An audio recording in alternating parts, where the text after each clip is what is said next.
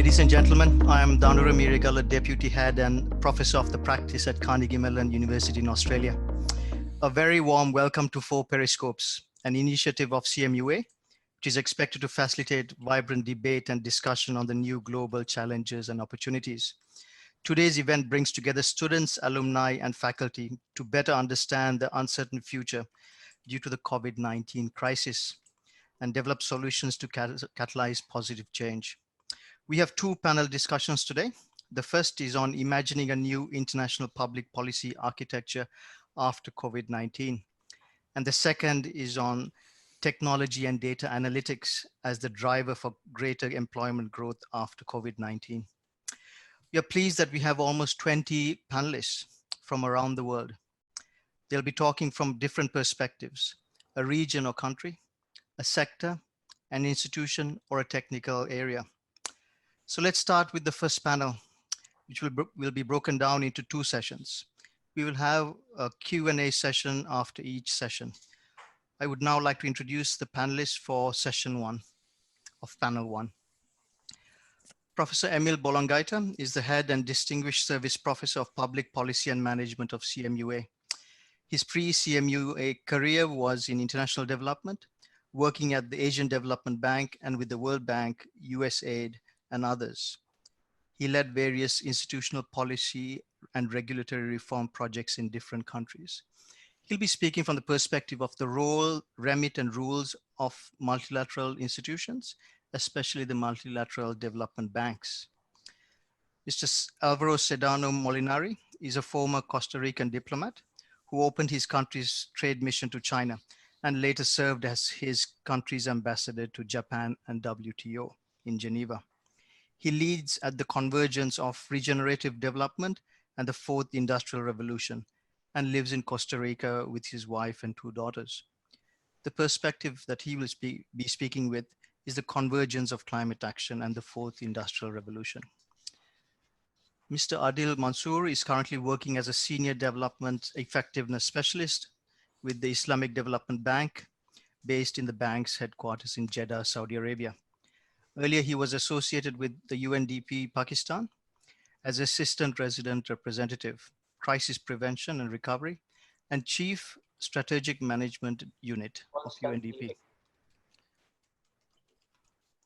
Over the years, he has made significant contributions to the development and implementation of UNDP and ISDB strategic and operational plans, corporate and legal frameworks, audit and oversight, operational policies and procedures.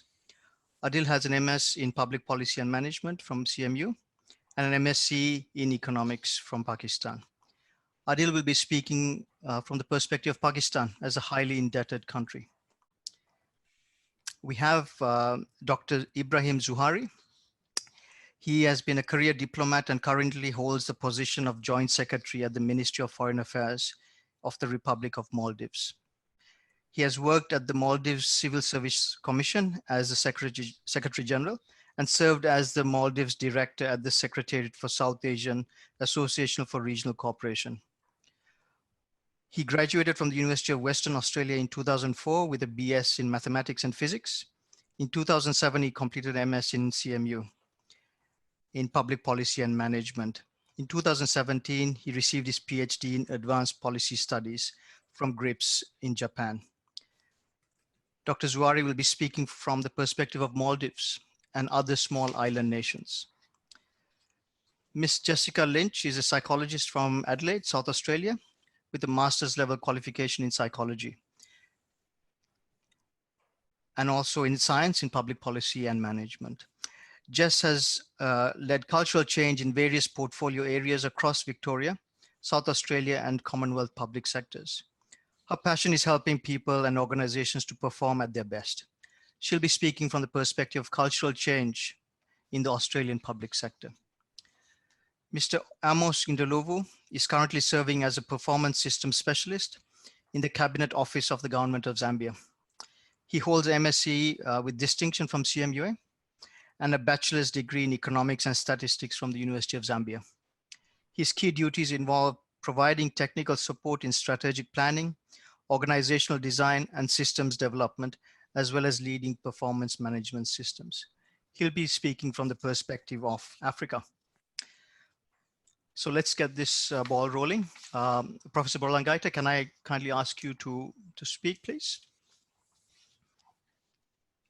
Thank you very much, Danu, for organizing this event that brings together alumni from different parts of the world and includes the various faculty at CMU. It's quite amazing to see all of you today.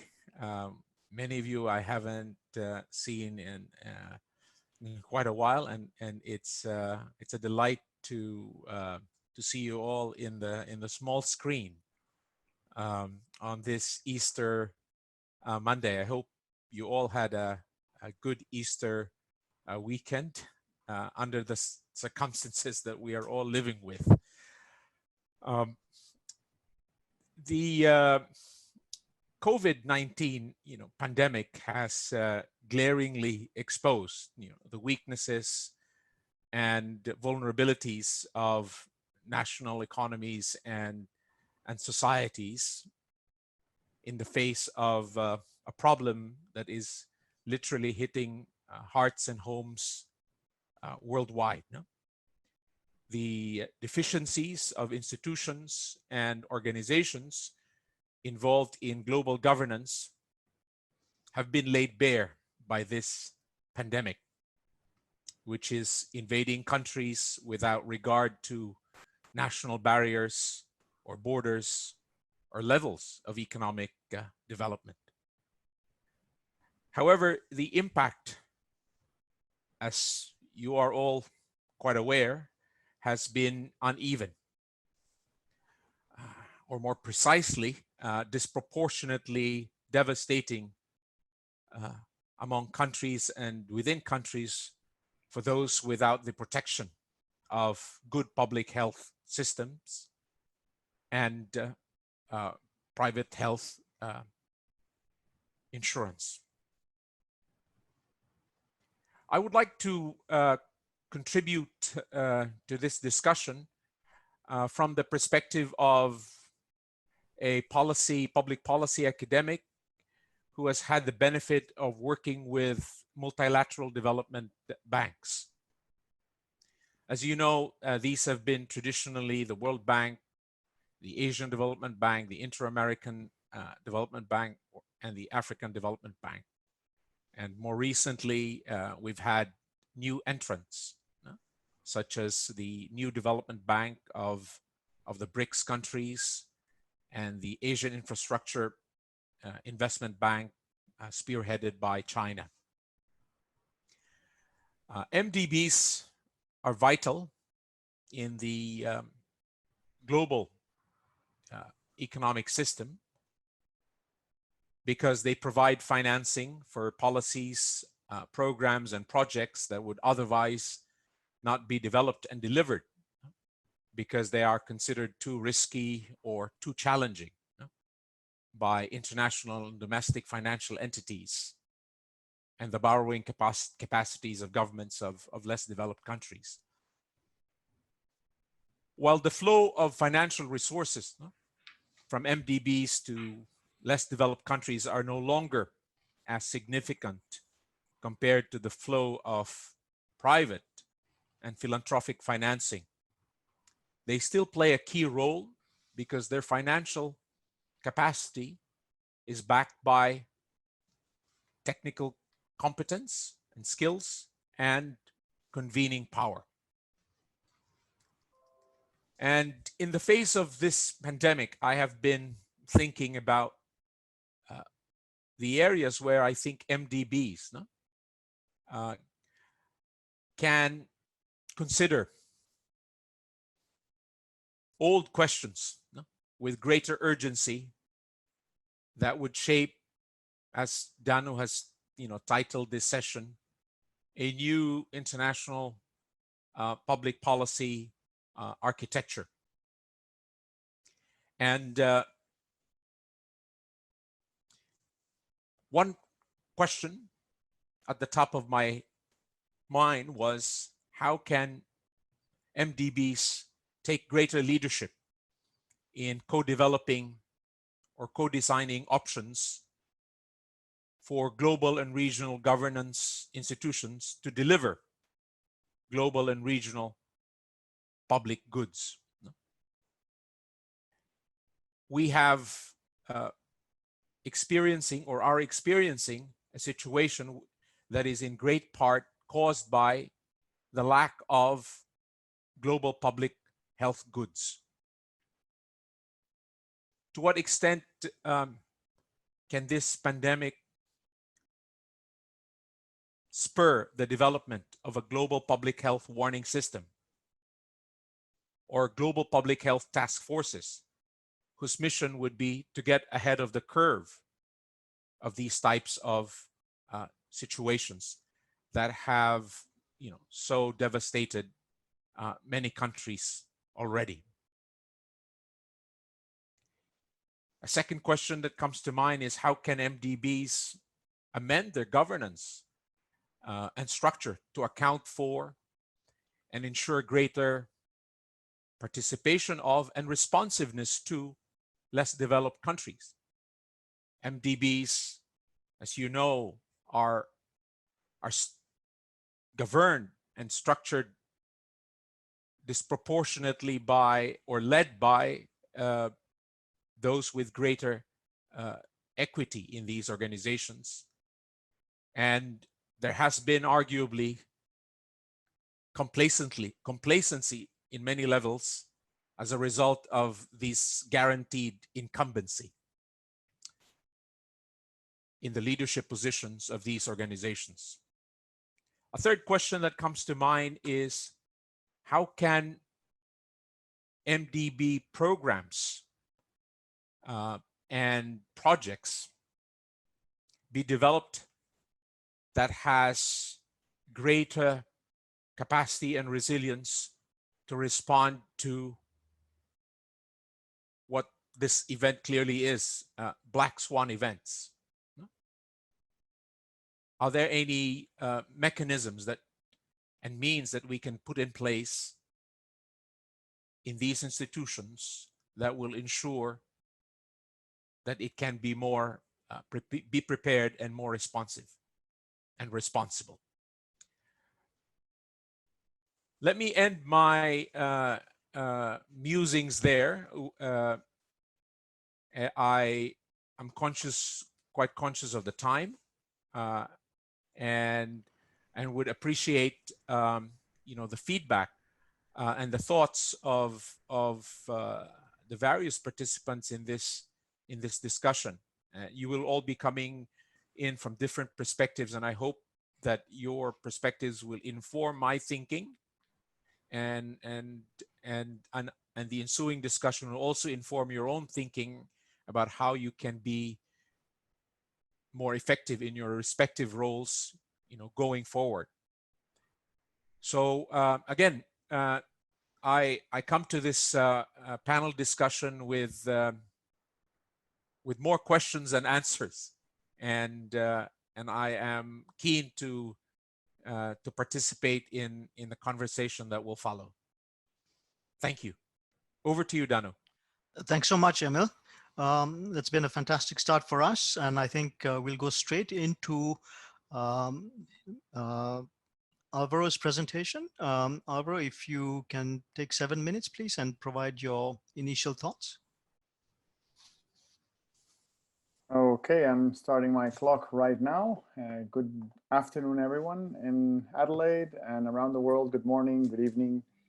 It's great to be here. One of these days, a friend of mine said, why don't we have a video call to see who looks more like a castaway? I guess today I would win this competition among us. It's Sunday night after Easter. I guess I really haven't shaved much. I want to believe that this is the beginning of a conversation. So all the contributions that we are going to make are going to build into something that would not have existed otherwise. So we are co-creating, and I think this is a very tiny example of what exactly the world needs right now. But I would like to go back 48 years to 1972, when the United Nations said, there seems to be something going off the charts regarding the greenhouse effect on the planet. So they launched the first study to what led to become global warming, and then from there we moved into climate change, and from there we went to climate emergency, and now we're talking about planetary collapse. Next, I would like to move into the fourth industrial revolution, which is essentially an economic wave where we monetize data. And this wave started around mid-90s, and it has been growing steadily ever since. Now we're seeing it's jumping all over the place, and all the changes that it is starting to bring, and perhaps the situation we're living right now with this sanitary crisis is going to accelerate and consolidate some of those changes. Then from the multilateral point of view, I would have to say that in 2017, we entered a phase of what I describe as rudderless multilateralism. The EU was dealing with Brexit. The US was leaving the Paris Agreement, the Human Rights Council, threatening to leave the WTO, more recently, the WHO. And well, along came COVID-19. So we are now faced with this apparent paradox or ambivalence between health or the economy. Is it life or is it death? Or is it both? Some people claim that not protecting the economy is going to cause more deaths. But of course, our brains have been designed for survival. So who wants to be next on the list of a COVID diagnosis? Who wants to be next in the ICU at your hospital near you? So from a survival point of view, we don't really care at this time about the fact that 1 million people die every year in car accidents, or 1.6 million people die of premature deaths due to respiratory illness because of air pollution, or 1.6 million people die of diabetes every year, I'm sorry, that more people die every year from sugar than from gunpowder, that 5 million people die from preventable illness, mostly related to water sanitation or the lack thereof, that 10 million people a year die of cancer, that 17 million people a year die of cardiovascular disease. Right now, we don't care. Right now, we just want to make sure we're not the next in line going to the hospital with lung fibrosis, right? So we are seeing globally as a civilization a paradigm shift. And by paradigm shift, I want to illustrate it this way. We are never going to go back to December 2019. I mean, obviously, we're never going to go back in time ever, but we are never going to go back to the lifestyle and the quality of goods and the policy making and the exchange of practices and the science we knew and the technology we had and the trade we used to do up until December 2019. So we are moving forward and we're moving fast. Things will never go back to normal, if I can use that word. And the truth is that normal was pretty bad. So suddenly we're seeing ourselves in the middle of an opportunity like we would have never possibly dreamed of, in terms of the possibility of fixing everything that was not working well. And we all knew what they were, especially in the policy world, but it was never a priority. It never fit into our democratic, and I want to underline democratic because there could be changes in that coming in the future, paradigm of 4-year, 5-year, 6-year terms, or even less. The 1-year term, if something doesn't make it into the agenda, then it's not a priority, even if it's a big problem. So this brings me to what new paradigm is coming. And in that regard, I think we need to redesign heavily. And for that, the classical vertical leadership of one person, usually a man, making decisions and giving instructions and mandating others to do things is not going to work anymore, because we're not even able to leave our houses. So we're going to need expert facilitators, which are people with the experience to intentionally provoke synergies, most likely remotely, most likely worldwide, among peers that don't even know each other. And in international relations, what questions does this arise for diplomacy, which is a common communication protocol? What is science diplomacy going to play as a role in this reconstruction of a paradigm? What will our moral views on the economy will be, and how are we going to collaborate into the future? I have 10 seconds left, and I guess I'll just give them back to you, Danu. Thanks so much for keeping to time, Alvaro. Fantastic views over there, and you've created a broad brushstroke of views and a lot to think about. And no doubt we'll come to some of those points in the Q&A time. Can I now ask Adil Mansoor to take the floor and provide his thoughts from Pakistan? Well, he's based in Saudi Arabia, but from the Pakistani perspective. Thank you very much, Danu. Good morning, good afternoon, good evening, and good night. All of those things may be true for either of us. Hi, Adil. Hi, thank you. So, as Danu mentioned, I'll focus on Pakistan's experience as a poor, highly indebted country at this stage, how it is grappling with the situation. And then we'll try to draw some lessons or some sort of takeaways of what the future looks like for Pakistan and the wider region. I mean, most of you would know Pakistan, but I think a few key stats. The COVID hit on 27th February. The cases stand at about 5,000 plus and about 88 deaths as of last night. The actual cases may be much higher as testing is very limited. I think the countries like Pakistan are worst hit, and they unfortunately will see much more damage in the coming weeks, because health systems are in stress. Healthcare spending is 2% of GDP. The global healthcare spending average is about 10% of GDP. Social protection expenditure in Pakistan is about 2% of GDP. The global social protection expenditure is around 11.6%. So given these indicators and a population of 200 million, a quarter of which, if not more, is living under poverty, the country has faced a sort of a dilemma, as the Prime Minister of Pakistan calls. They have been saying that more people may die because of hunger and unemployment than the virus itself in the case of lockdowns. So the government has taken in a sort of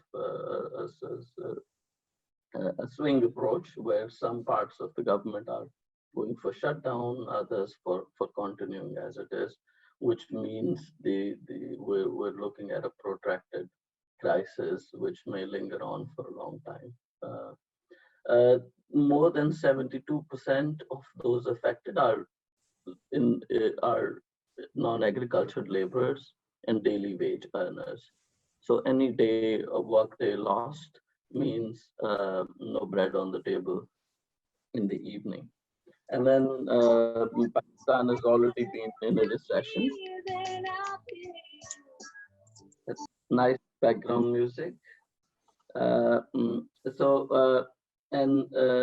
Pakistan has been in a recession for some years now. It's under an IMF macroeconomic stabilization program. Growth rate is under 3% already and expected to shrink to -2%. And the rupee, the local currency, devalued by 50%.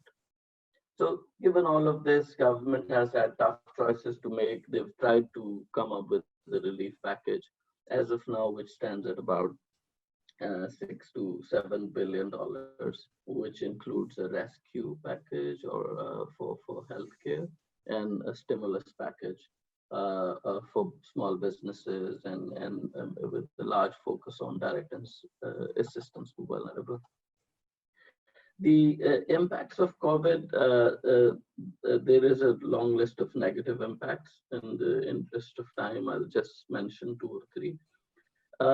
I think what is clear is that poverty, unemployment, and hunger will increase from 25% to about 50%. There is also a possibility, although we don't know much, that there will be an increase in women-headed households as men are more likely to die in this situation. Household, corporate, and government debt burden will increase. It's already at 75% of GDP, debt to GDP ratio, and as Emil mentioned, this is going to become unsustainable, that Pakistan won't be able to service its debt, pay the interest payments in the future. Well, there will potentially, Pakistan also relies on remittances. So there will be an influx of migrant workers who lose jobs in the Middle East and are no longer a source of remittance and will return back to the country. And there will possibly be social unrest and political instability, as people left out will be rising up at one point.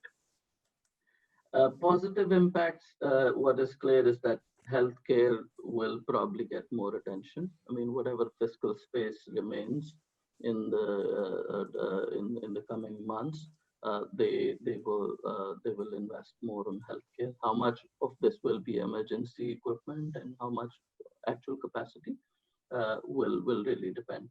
Most likely the former. There will be greater focus on social protection. I mean, government in Pakistan, as in many other places, spends a lot of money subsidizing uncompetitive industries and agriculture in around. So would they incentivize at different stages instead of assisting the poor and vulnerable directly? So possibly this will shift the balance. There is talk of the classic Keynesianism return and sort of putting more investment in public infrastructure, public goods, and that may mean a lot of things.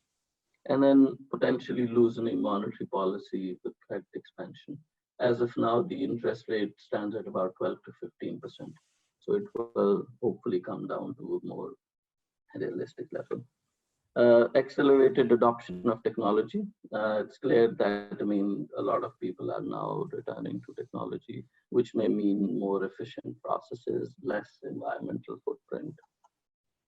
And then finally, to come back to Emil's point, there will be pressure on international lenders to write off or reschedule loan tenures.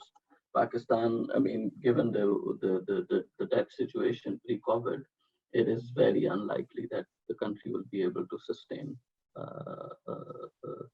debt payments in the future. Finally, I mean, I think certain things that should change but may not. One is already mentioned, international governance structures. I mean, there is an obvious lack of leadership. There is an obvious lack of solidarity at the global level, and even we see at the country level. So even local governments are competing with each other for items, for healthcare stuff, etc. The second is international financial architecture. I think the deeper issue to come back to is that interest rates are too high for poor countries and too low for rich countries. So there is a sort of there is a mechanism where the poorer clients pay more for debt and remain in debt for longer, and rich pay less, and they also, of course, make money on that. So that financial architecture is quite unfair if you look at it from a more moral canvas perspective.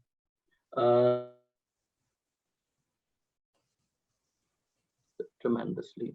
I mean, people with wealth, people with savings will enrich themselves more potentially, and people low middle income, people and poor families will be forced to sell their assets and whatever savings they've accumulated. So we're looking at huge inequalities and more instability around the world. Alvaro makes this point about the sort of the old normal and the possible normal. It is, I mean, it is our hope, but not. We're not sure if unsustainable consumption-driven lifestyles will change. Air travel, yeah, shopping malls, luxury goods, and whatnot. And the final point is on gender roles, women's economic participation. Countries like Pakistan already fare quite poorly on those indicators. That women will face more hardship. Their wages may be affected. There'll be fewer jobs in general, and more and even fewer jobs for women. So I think those are a few points that I wanted to share and sort of put on the table. Thank you so much, Adil.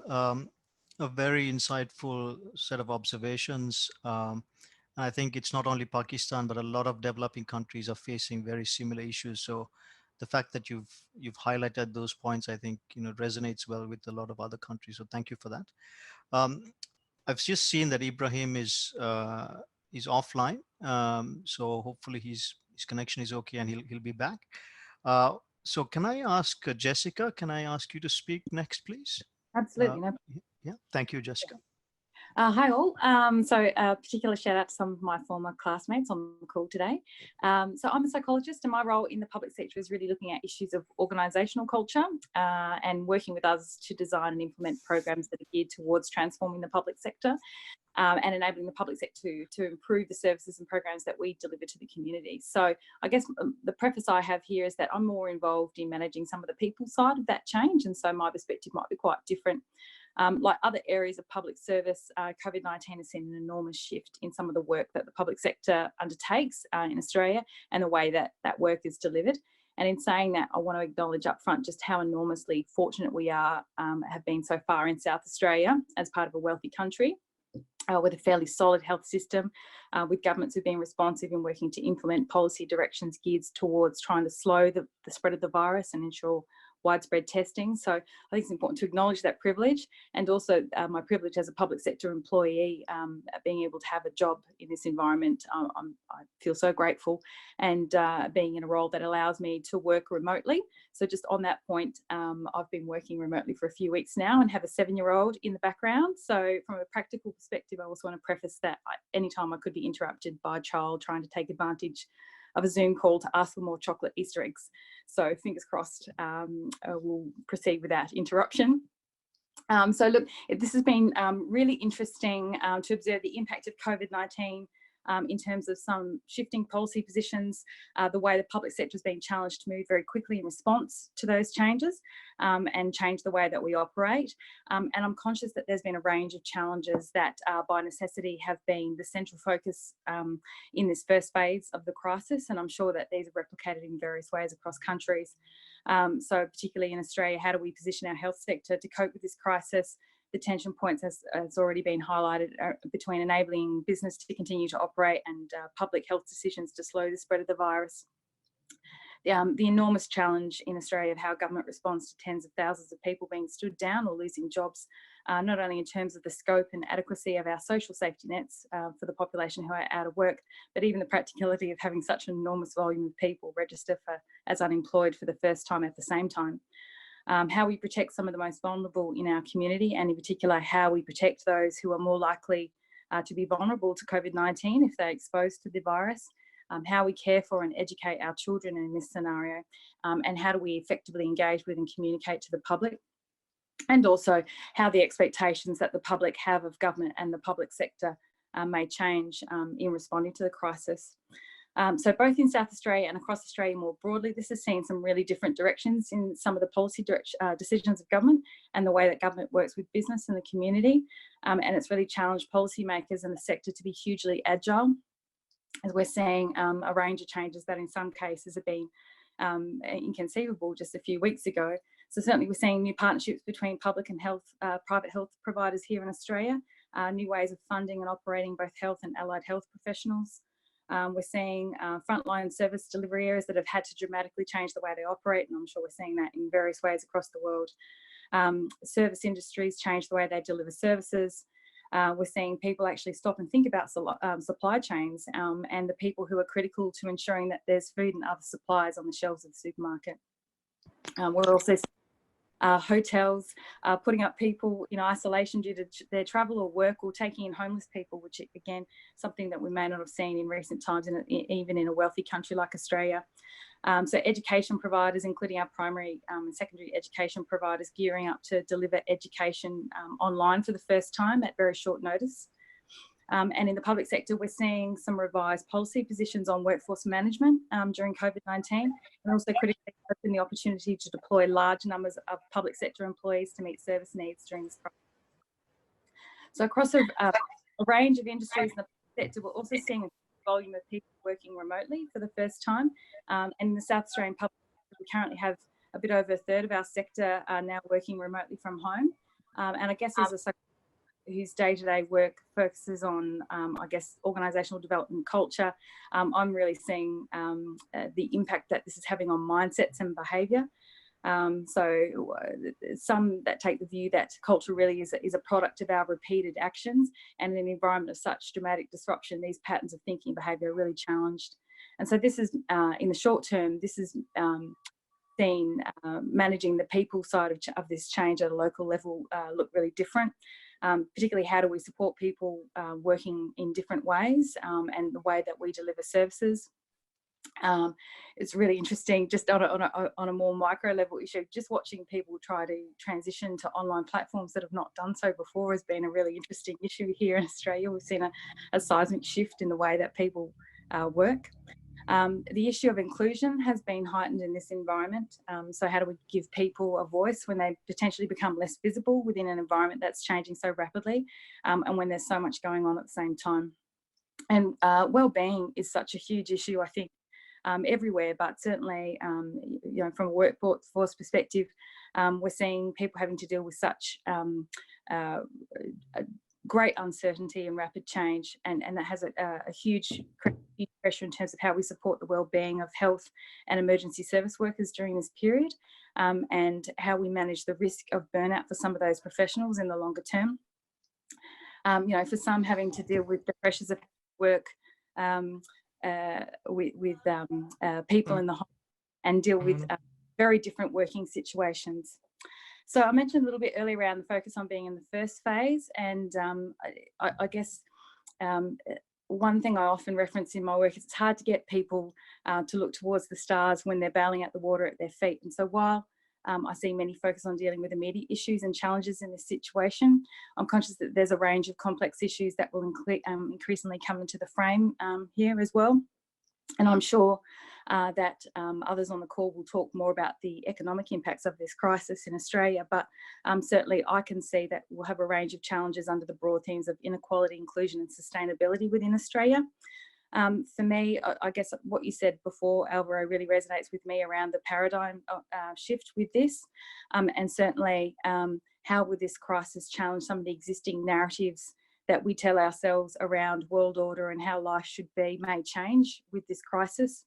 And certainly, I think I've been curious following the bushfires in Australia, how that's changed over the summer, how that's changed some of the narrative around what we're doing around the environment and trying to address environmental issues internationally. I'm curious as to how this may change, the COVID crisis may change some of the narratives we have around these kind of broader, complex policy challenges in our time around environment, sustainability, inclusion and inequality. Thank you. Thanks so much, Jessica. It might be a good time to get some comments and questions, you know, so that we can have an interactive session here. Does anyone have any comments or questions from based on the points made by the four panelists, or some of your own views as well? Yes, Zedo, you have something to say? Yes, thank you, Danu. My question is to Alvaro. As you mentioned that we are considering we are already in the fourth industrial revolution just before this crisis due to this COVID-19 impact. Uh, do you think that the fourth industrial revolution is going to be slowing down, or in some instances it can actually accelerate as we will work in a different way and we started living in a different way at this moment? So what do you think? My question is to Alvaro. Thank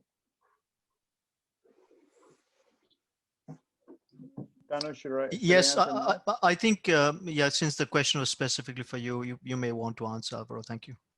Okay, Zaidul, hi, nice to meet you. A couple of quick remarks to your question. I would say that the fourth industrial revolution is actually going to accelerate exponentially in the midst of this crisis, and we see it already in telework, we see it in e-learning, most particularly in e-commerce. And there's a fact that I know from Amazon, especially because they have a very big site here in Costa Rica. They had 400,000 employees worldwide, and 2 weeks ago they opened 100,000 new positions. So the company, which is already the most valuable company in the world, is growing 25% their employee base. And in the site they have in Costa Rica, which is 12,000 people, 11,000 are working from home. So this is a remarkable change in the way the company interacts and creates value. And the other issue that I think is very important to pay attention to is that probably we're going to see a shift in reshoring. So many transnationals are going to would like to have better control of their supply chains. They don't want to have all their eggs in one basket at the other end of the ocean. So this reshoring would tempt us to believe that this is going to create more employment, but people are not going to work. So this is also going to spark more automation, robotization, however we want to call it, which also belongs in the fourth industrial revolution. So those would be my two quick remarks. Thank you, Alvaro. Sudipta, you have a comment or a question, I think? Yeah, Danu. Hi, my question is for Adil. Adil, if you can hear me. I think if the COVID teaches us anything, it's probably that the fact that concentration risk of producing in one country is something that the firms around the world would probably not want to take anymore. So what are the opportunities for emerging nations to be an integral part of the supply chain? And also, what kind of specific measures do you foresee the governments or the public institutions undertake to ensure a sustainable growth once we come out of the once we come out of the COVID crisis? May I take Yes, that? please, Adil.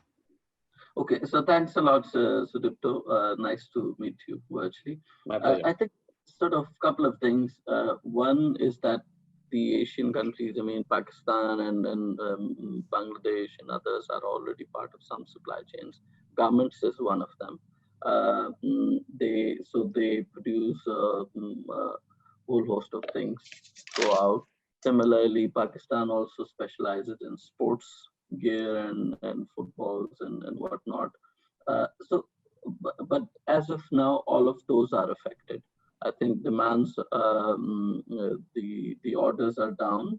The factories have been shut down either for health reasons, to protect the health of the workers and so on, or because there is not enough demand coming as of now. So there is a huge pile of stuff that is not selling in most places. So I think as part of this, some supply chains are disrupted. However, at the same time, there are certain other things which are in demand now. And I think some of these garment industries are now turning to making face masks and other. So that's sort of a more temporary adoption as of now. I think the broader impact on trade will vary. we'll need to wait for a couple of months, 3 months, to see what is the actual impact on trade. There is already an acceleration of forces to bring production back home in many countries. So that force that has already been happening, and then there is increased demand globally. So I wouldn't be sure which way we'll see this in the next few months. Thank you, Adil. Thank you. Safi, I think you have a question. Safi is one of our students. Hi, good afternoon. I have a question to Alvaro. Since you have worked in WTO, my question is, what is your view about how the new era of trade would be? Would we move towards more protectionism, lesser trust in the international bodies like WTO and other regional agreements? And what are your views on the future of international trade? Alvaro, please. Thank you very much. That's a very pertinent question. Last week, the WTO issued their forecasts for 2020, and they are projecting in a worst case scenario with information they had end of March that international trade could shrink up to 32% this year. Just to put in comparison, the second larger reduction in global trade happened during the Great Recession, and it was 13%. So this is almost 3 times higher. And of course, it's 3 times higher of a much larger pie than it used to be 90 years ago. So it's a great disruption, especially for countries that are more dependent or interdependent with international trade. But the WTO's problems are not new. They've existed since inception, I would say. Things that were left behind because they were not a priority. The Doha round sucked up all the oxygen for 14 years. And then when the ministers finally agreed to disagree and there was no agenda, the Trump administration came in and said, if the WTO doesn't put its act together, then we'll consider stepping out of it. And well, things haven't been fixed, and the US hasn't left, which is very fortunate. But the problem is more related to the structure and the composition, the architecture of the organization, than the multilateral trading system itself. So what I think needs to happen is that we have to think about how the multilateral trading system of 2030 should look like, and we start working around it, instead of trying to rescue an organization that perhaps already saw its most contributions in the end of last century. It's too early to tell, and right now I think what global trade or the WTO is trying to do is to make sure that there are no unnecessary tariffs on goods that are essential across overseas for medical attention to happen, right? But other than that, what's going to happen next, it's very difficult to tell, especially as we used to say in the WTO, with the glacial pace at which things move in that organization. And I say it with a lot of care and love for it. Thank you. Thank you so much, Safi and Alvaro. Tim, I think you have a comment or a question. Yeah, thanks, Danu. It's a bit of a comment from both Alvaro and Adil. We talk about supply chains and we talk about technology, but the supply of capital is crucial for these things. And I'm not persuaded the capital is going to be around. And most companies have net deficiencies on their current assets versus their current liabilities. And I just wonder whether you see that the developments that you're talking about in technology uptake and in new supply chains will be choked or constrained by people's lack of access to capital markets, and in particular to credit markets.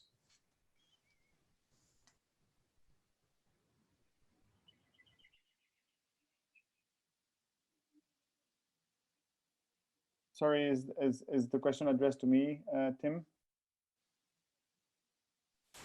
You're as good a man as any, Alvaro. Yes.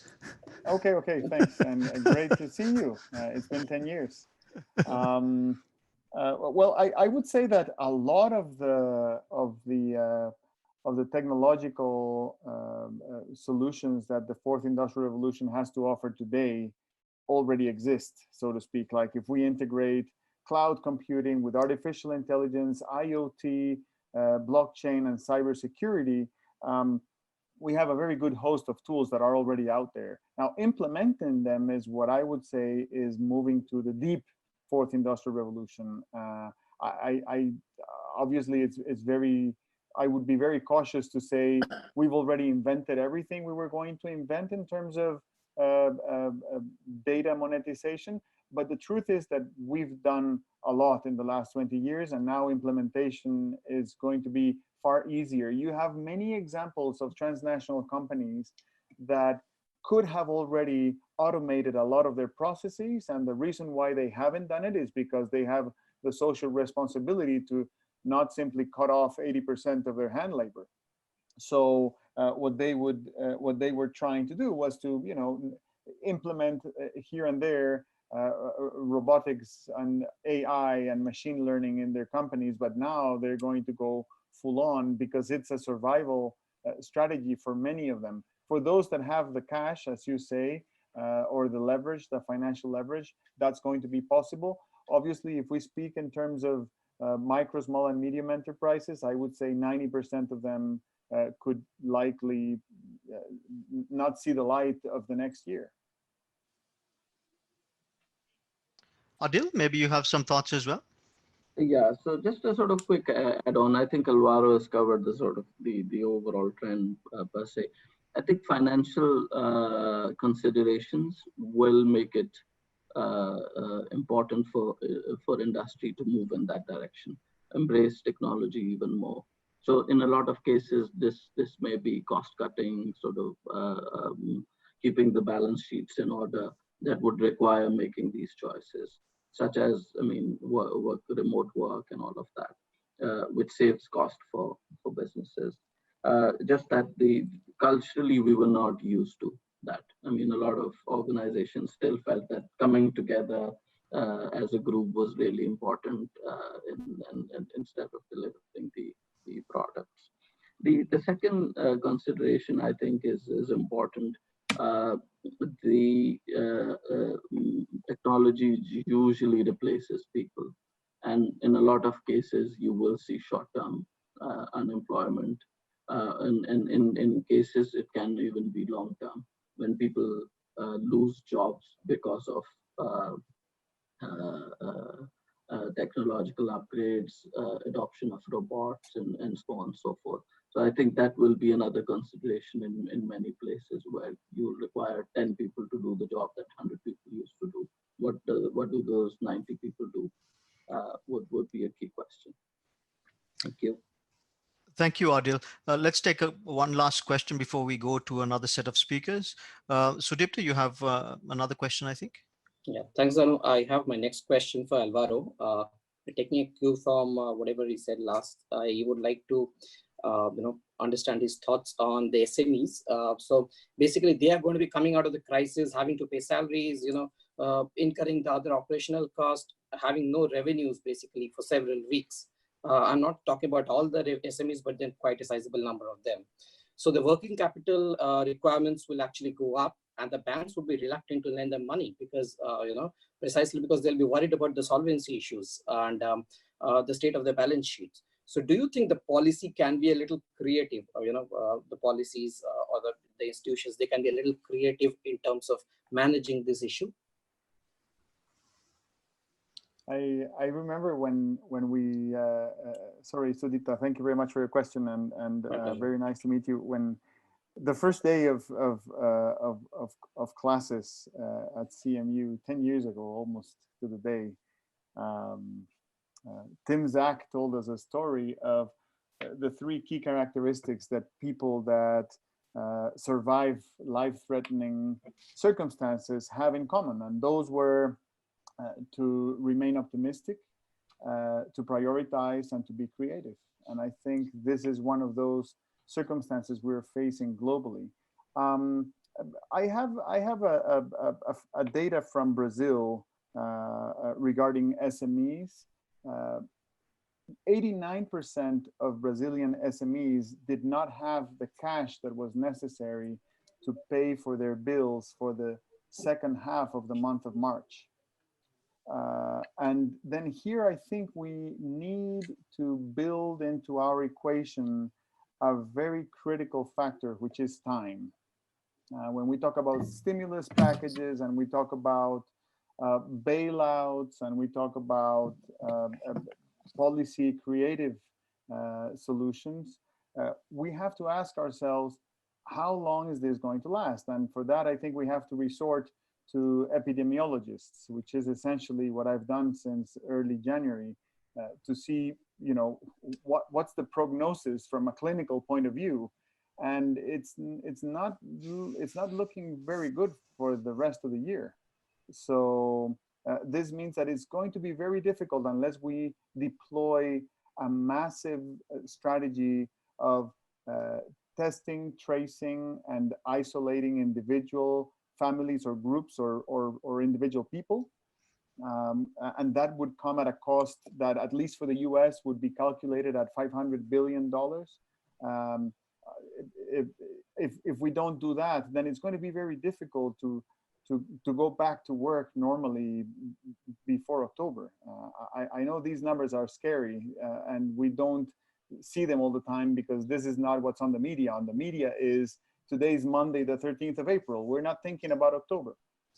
So when it comes to SMEs, this is one of the biggest differences that this economic crisis has compared to, for example, the global recession 12 years ago, which was that many companies, you know, they split their wages so they didn't have to fire too many people, and they innovated solutions, and they implemented technological changes, and they diversified, and they dropped projects that were not very profitable. This time, it's just complete wipeout of a lot of companies, massive unemployment. So it's a very different kind of beast we're dealing with. And again, I want to stress and underline and highlight the question of time. How long is this going to last? Because at least here in Costa Rica, originally we were told that the quarantine was going to be over tomorrow or today for you guys in Australia. But we knew that was not going to happen. It's just that you cannot tell the people, oh, we're going to be quarantined until 1st of July, because then this is going to create enormous anxiety in all fronts. So yesterday we were told 30th of April, but we know we're not going to be out 30th of April because it's still going to be too early for the virus to somehow go away.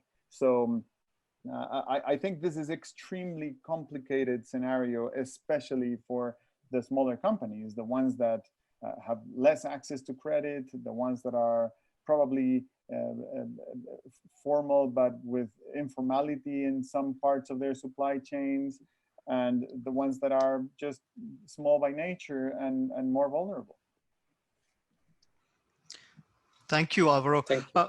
I see a number of others with questions, and we have a very healthy discussion already ensuing. So this is fantastic. But let me ask the three other speakers to come in now. And for those who have questions, feel free to ask those questions even to the first set of panelists, and so that we can keep this ball rolling as well. So our next speaker is well, I'll introduce three speakers and then we'll move on. Tim O'Loughlin, Professor Tim O'Loughlin teaches public policy courses covering several areas, including public finance and issues arising from the use of data analytics in public sector contexts. He also teaches management courses and supervises group research projects. Tim has taken up these roles after stints in politics as Chief of Staff to Australia's Minister of Foreign Affairs, and then also stints in the petroleum industry and as the head of various agencies within South Australian government. Professor Jonathan Mendilo is a distinguished Fulbright professor in applied public policy. He has published extensively on Middle East and comparative politics and is the chairman of the International Research Council. of political finance and political corruption. In Australia, he's working on the linkage between political finance and trust in Australia and the US. Kevin Pugh is speaking in his own capacity. Prior to joining the New South Wales Treasury as a Director, Revenue Forecasting and Analysis, Kevin had contributed in a variety of public policy contexts, including power devolution in the UK, local government policy in South Australia, and the state and national education funding and reporting in New South Wales. He holds a MSPPM from CMUA and an MPhil in economics from University of New South Wales. So Tim, can I ask you to take the floor, please? Thanks, Danu. I'm coming through loud and clear. You are. Okay. I might just begin with a little homespun tip that I'm finding useful for any folk out there. I limit myself to one news bulletin a day on this virus. It keeps me informed, but it keeps me up a bit too. So it's just a little hint from me to others that might find it useful. I found the discussion so far really interesting and really focused on some of what I think are the main issues. From a public policy point of view, it seems to me that what the virus has done is it's come along at the end of the neoliberal policy cycle, which began way back in the 1980s, and it's basically accelerated the end of that, accelerated us to the end point of that cycle. So what does the end point of it look like? Well, I think Alvaro made some really important points about globalization this morning. The one thing is for sure in my mind is that countries will become much more self-sufficient and much more self-protective. Now, in Australia, the Prime Minister's already talked about our need to rebuild strategic industries so that we no longer have to rely on other countries. And top of that list will be pharmaceuticals, but there will be others, and in particular manufacturing. Obviously, that has implications for efficiency, which may mean that in the developed world, we've just got to learn to live with a little less efficiency for the sake of some more security. My concern is more for the developing world, is that the implications for countries such as Pakistan and India of developed world becoming more self-sufficient and less global with their supply chains could be quite profound.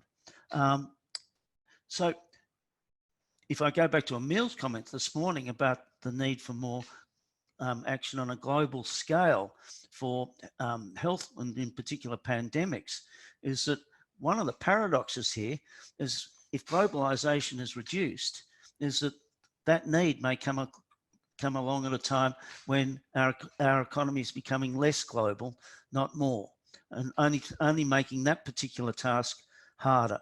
I really wonder about whether the World Health Organization has got the standing to be able to withstand that kind of pressure. The other aspect of this that I am focusing on is how the economy comes out of this, because we know that some parts of the economy will, as Adil and Alvaro said this morning, some parts of the economy will do well, some parts of it will do less well. That a number of companies will take a long time to come out of it. Some will never come out of it.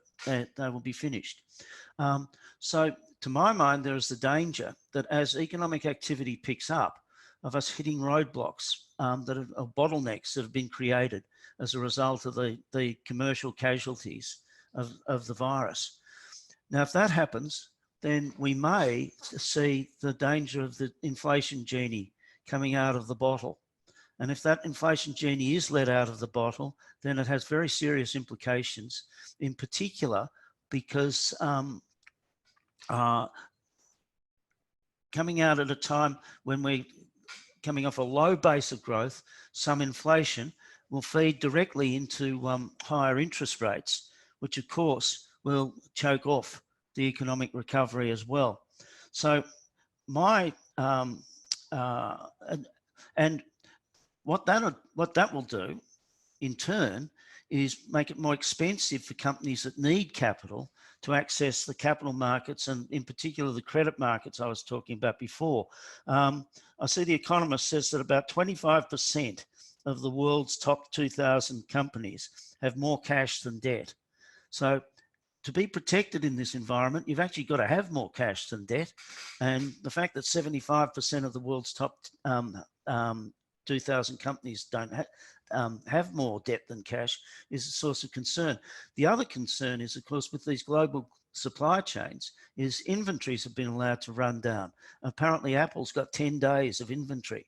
Now, these companies are going to try and build up that inventory as we come out of this growth phase, once again putting pressure on these bottlenecks that I'm expecting to emerge as a result of some of the industry, well, some of the companies and some parts of the industries that they're part of having to diminish in their productive capacity.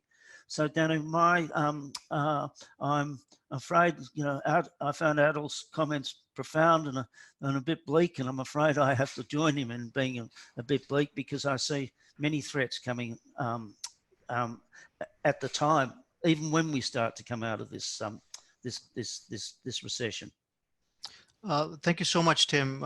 Indeed, the challenges are many, and of course, ones that are quite profound. Let's move to Jonathan. Jonathan, I think you have a Middle East perspective to give us. Yes, it is a Middle East perspective, but I would like to consider it in a broader perspective even. And the question that I'm asking myself is, how will this world emerge from the pandemic as regards the nature and the capacity of the regimes? And to do that, what I suggest to do is to look very briefly at three types of regime that exist in the Middle East. One of them is an authoritarian, and all the regimes in the heartland of the Middle East, I'm not considering here places like Turkey. All those regimes, with the exception of one, are authoritarian regimes. But there are two kinds of authoritarian regimes. One is authoritarian regime which is already in trouble and what it could do to its regime. The other is an authoritarian regime that is relatively rich and without much economic trouble for the meantime. And the third one is the exceptional child of the Middle East, that is Israel and democratic countries. So just a very brief fact check on the three types of regime. The first one, the authoritarian regime in trouble, is Iran. With a population of 82 million, it today had the number of 72 almost infected 72,000, I'm sorry, infected, and some 500 deaths in the list. The moment that it was caught in was the most non-opportune moment for this regime. It is under sanctions. It met domestic protests. It depends on top-bottom legitimacy chain. What it tried to do is, as a consequence of this perfect storm of the thing, is to appeal to the United States to loosen its sanctions, didn't work well, to ask for relief from the IMF, where United States is the most important element, didn't work well. It asked only for a trial of 5 billion, was refused. Assistance package to all the unemployed that it's generated, 3 million in total out of 82 million, 3 million assistance packages. And the question is, how do you subsidize it? The answer was that it prints money. About 3 weeks ago, the American dollar was worth 120,000 riyal. Today, in 3 weeks, it is worth 165,000 riyal. In other words, it's within something like 3 weeks, close to 35–40% inflation. Now, obviously, this cannot go on. Something has to be done, and the question is, what can be done here? The most important element that the country reached at was to open up the country immediately, regardless of the price. I suspect this is a pressure sent to the international community rather than a serious attempt, but we shall see what this will do to the nature of a regime itself, if indeed it opens up and the numbers jump from close to 72,000 infection to whatever numbers we're talking about. The other country that I'm talking about is Saudi Arabia, which Adil knows well, I think. And here we're talking about infection rates which are far lower. We're talking about 4,460 as of this morning, with 69 deaths. When you compare it to Iran, of course, this is nothing whatsoever. However, it caught the kingdom in a very inopportune time as well, also a perfect storm. The king of Saudi Arabia, Salman, is 84 plus years old and not very healthy, to say the least. The kingdom relies to the degree of 80% of its general budget on oil. And today we're talking about recession of oil, and we have prices competition with Russia. And on top of that, we cannot see how the great Hajj, the great movement to Mecca at the end of July and the end of Ramadan will take place. What do you do in order to foster the legitimacy of the expected king to the future? And here we are talking about possible changes that could be of very serious kind. Despite 500 billion in reserve, Saudi Arabia has decided to reach a compromise with Russia. It has decided to sign up to a ceasefire in Yemen, and we shall see what happens next. The third country that I would like to mention is Israel. Now, that is the exception. Whereas the other countries are top-bottom authoritarian regimes, this is a bottom-top democratic regime. It suffers 11,145 cases, out of which 105 deaths, and it suffers from a problem of inherent political division among its people. It went through 3 rounds of elections without the ability to reach a stable government. The answer is that the government today is being seen as the messenger of the people, and there is a rally around it, which allows the party that governs in a minority situation of the country to actually dictate what happens next and to form the next government, irrespective of what the people wished, because the people would seem to support it as a representative of its wishes to be protected against the pandemic. I would like to mention here what happened to Hungary as a vital case in which we can expect authoritarian trends to continue in this country, in Israel as well.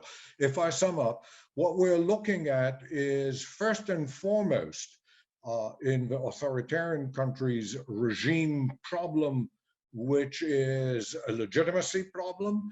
In a country like Israel, a unification around the government which allows it to overcome legitimacy problem but acquire authoritarian aspects. Thank you so much, Jonathan. Some very interesting political perspectives there, and from a region that has been unstable for quite some time. So thank you so much. Kevin, can I ask you to take the floor, please? I think you'll be speaking on from the perspective of managing fiscal risks under fiscal stress. Thanks, Danny. Just checking you can hear me okay? Yes, perfect. Super. So yeah, I'm speaking in a private capacity today, but I will be speaking about the management of fiscal risks. And what I've chosen to do is to draw on a paper that came out only in the last week, a short paper, but very instructive from the IMF, and one of the co-authors, a former colleague of mine, Michelle Stone. It's from the IMF special series on fiscal policies to respond to COVID-19, and it's managing fiscal risks under fiscal stress. I thought it was a really useful paper that really summarized a lot of the key considerations that all governments are going to have to make in managing the current crisis. So first of all, it's important that governments need to assess some of the major fiscal risks, because then we're noting all macroeconomic indicators going south. So there's confidence in investment issues, there are employment, unemployment, underemployment, job instability, wage price movements, changes in consumption, constraints on economic activity and supply, the things such as commodity price movements and currency movements, as Jonathan was talking about. Those things can affect revenues and expenditures. There are liquidity considerations, and there are asset value issues as well. So in trying to understand how to approach this, it's important to realize that the governments and fiscal management have a whole range of expenditure, revenue, borrowing, and liquidity challenges that they face. So I talked about consumption measures. So one of the problems with consumption from a fiscal perspective is the lower tax revenue. So if you think of sales taxes, consumption goes down, sales tax revenue goes down. If you think about payroll taxes, as employment goes down, payroll taxes go down. And also we have increases in costs. So welfare costs increasing with higher unemployment.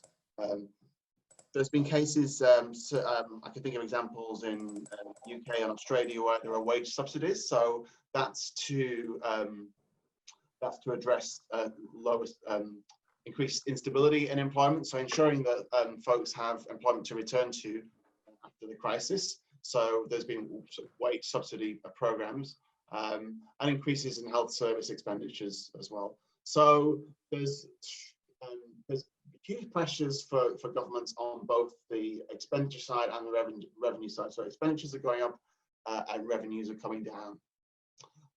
And unless you're a government that's built an enormous surplus, then you're really looking at increasing borrowings to dealing with that. And you're going to find yourself in an environment where all governments are trying to do that at the same time. So governments having to consider budgetary measures which relate to revenue and expenditure, but there will also be non-budgetary measures, so off-balance sheet measures as well. There would be things like equity injections. I mean, you would have heard that the Australian government started talking to the Australian airlines about equity injection there. So we might see more of a move towards partial ownership or full ownership of what might in previous eras have been nationalized assets, seeing governments getting back involved in those kinds of ownership deals.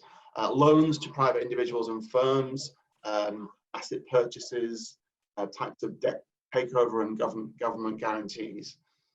So the IMF points out that one of the big risks here is that the management of those off-budget measures, because often institutionally you'll find that that governments approve expenditure for on the operating statement side, the budget results side. They often approve those expenditures through a much more granular scrutiny process than off-budget measures. So if it's budget measures, you tend to have to go to, you might have to, depending on the government, you may have to go to Parliament, you may have to go to Cabinet or a committee of Cabinet to approve those expenditures. It's often the case that there are less stringent approaches in place to scrutinizing those off-budget measures. And that's where some of the big sort of longer-term intergenerational risks may reside. So in order to do that, governments are going to need to be a lot more clear about the rationale and costs for those off-budget measures, including whether the costs can be accurately measured, establishing more formal institutional risk management, and quickly developing frameworks to ensure the oversight that applies to the off-budget measures is similar or as strong as the measures that apply to budget measures. Just finally, one of the things that the paper talks about is strengthening institutional capacity to deal with both types of measures. So one thing that I can relate to is the high frequency of reporting that will be required. If you think about expenditure and revenue reporting in government, then often you're doing that on a kind of a cyclical basis.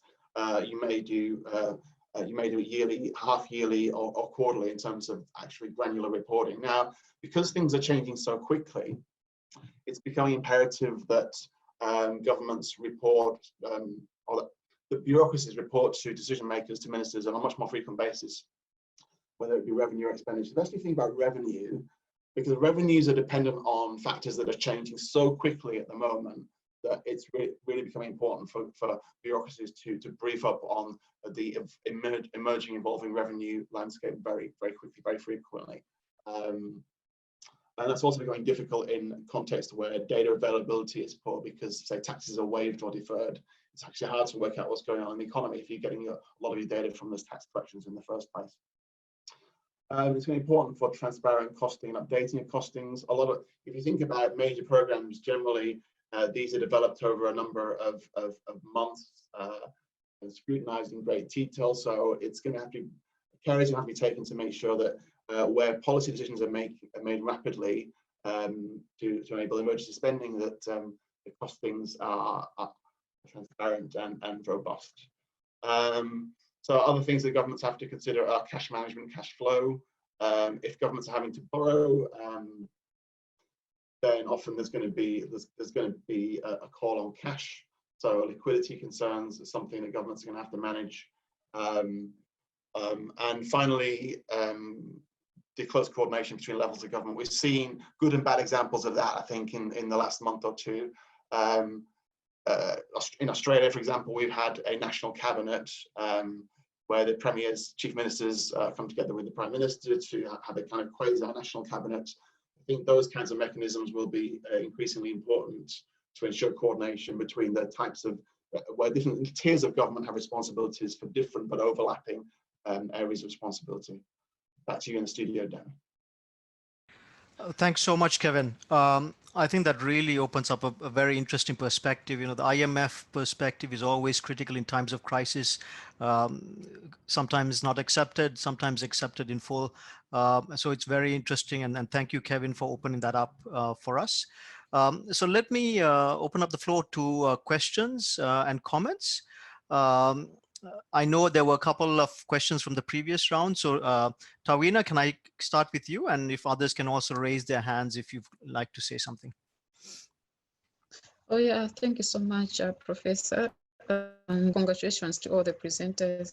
It's very quite insightful, lots of thoughts and soul searching going on. So my question, I think, has probably been, well, not necessarily answered, but Tim started tackling that. So I have interest to have an in the future post-COVID. I know there's been, you know, issues to do with how World Health Organization has administered the COVID strategy. I remember about, I think more than a couple of days ago, there was an article in Australia, which was about how Australia ignored World Health Organization guidelines and stayed ahead of COVID. As to whether that was a positive or a negative thing, we are yet to see. But I also know that there's been an attack on leadership of World Health Organization, with some quarters feeling dissatisfied with the way they have handled or they continue to handle COVID. So my question is, how do we see the role of World Health Organization shaping up post-COVID, what will be its relevance into the future? Thank you. Thank you, Tawina. Would anyone like to take that up or provide some responses?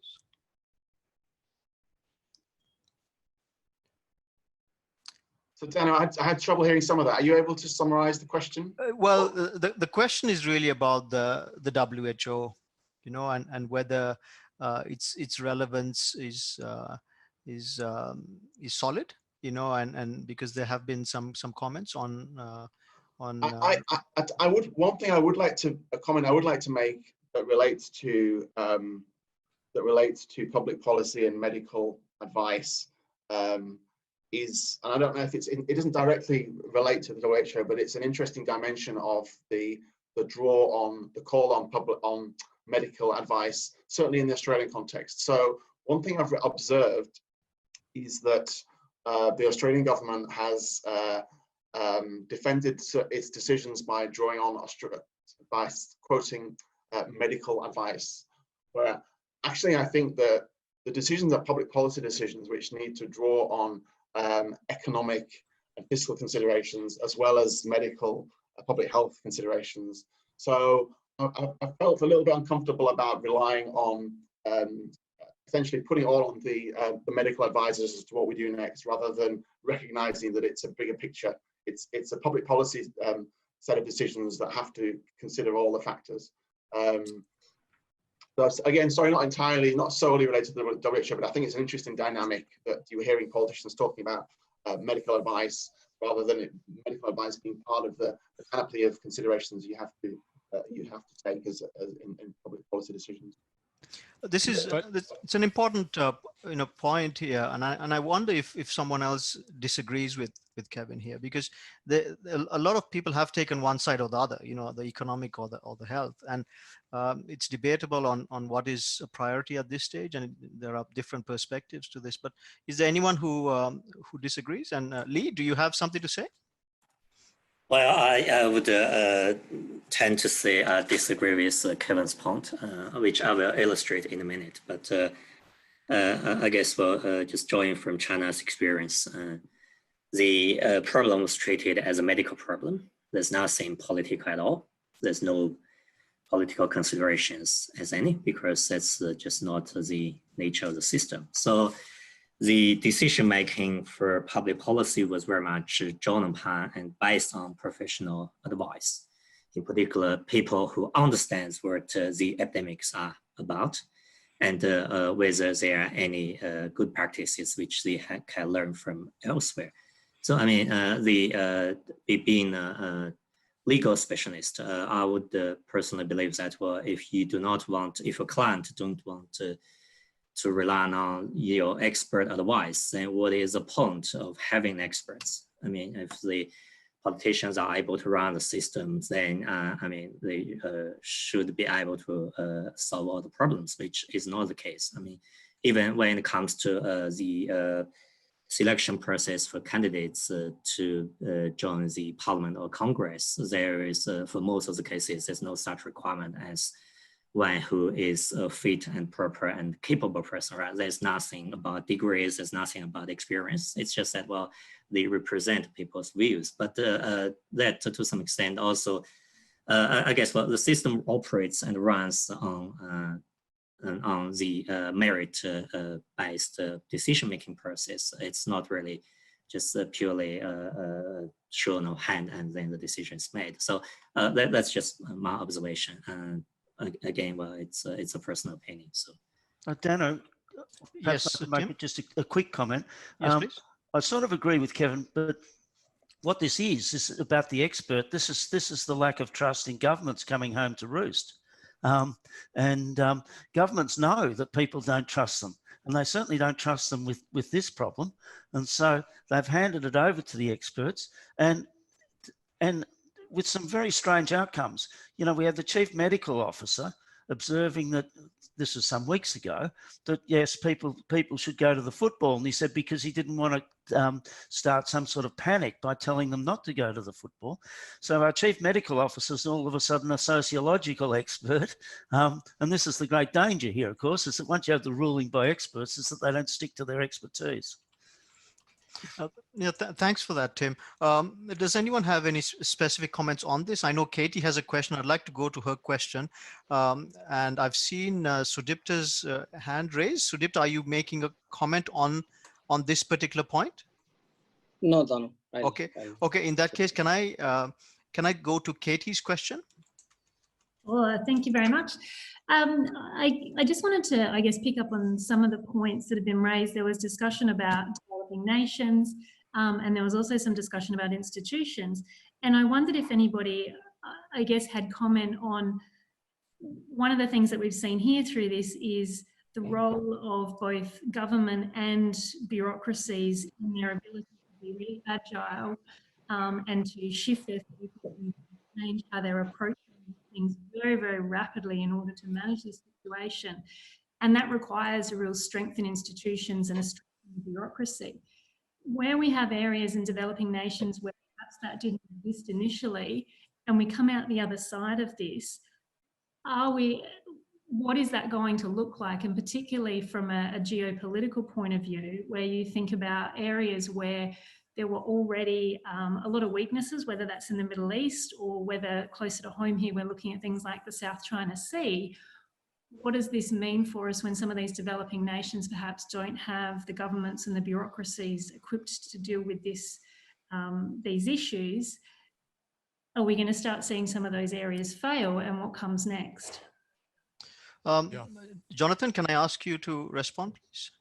And then maybe Tim, you might have something to say. And Emil, maybe I think you might have something to say as well on this. So the question really has to do with the viability of the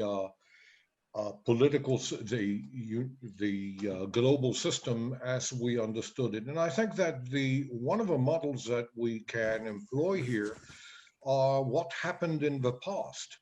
And when I'm talking about the past, I'm talking mainly about the First World War. Past the First World War, United States didn't lead the political system. There were far less new states, but the consequence of the economic crisis were pretty obvious. Without anybody trying to help institutions and to fortify them, we know what happened in 1931 and onwards in Europe. To what extent can we expect failure of institutions in newly independent countries and what is used to be developing countries? We really don't know. The example that I tried to draw here was of Iran. Failure in Iran could lead to unexpected consequences. The immediate one of them is indeed the Iran as usual, opening up the economy, regardless of whatever happens. And the price, of course, will be paid by the entire global system. So everybody has the guess, but the only thing that I could say is let's look at the past. Let's look what happened not after the Second World War, where the international political system has recuperated under leadership of the United States, and the new type of prosperity has entered, but rather after the First World War. Yeah. Thank you, Jonathan. Tim, would you like to say anything to respond? The only comment that I would make, Danu, is that it seems to me that the travails of the global economy in recent years have really sharpened the focus on this institutional strength issue. And I see, particularly in newer countries, perhaps with underdeveloped institutions, more emphasis being put on this. But I think Emil might have something to say about this because he's close to it. Yes, Emil, I think over to you, please. I think that the question of Katie, about the importance of institutions here, could not be more appropriate. And as you know, the countries with high quality institutions are often also the institutions with a lot of resources. that they have built up.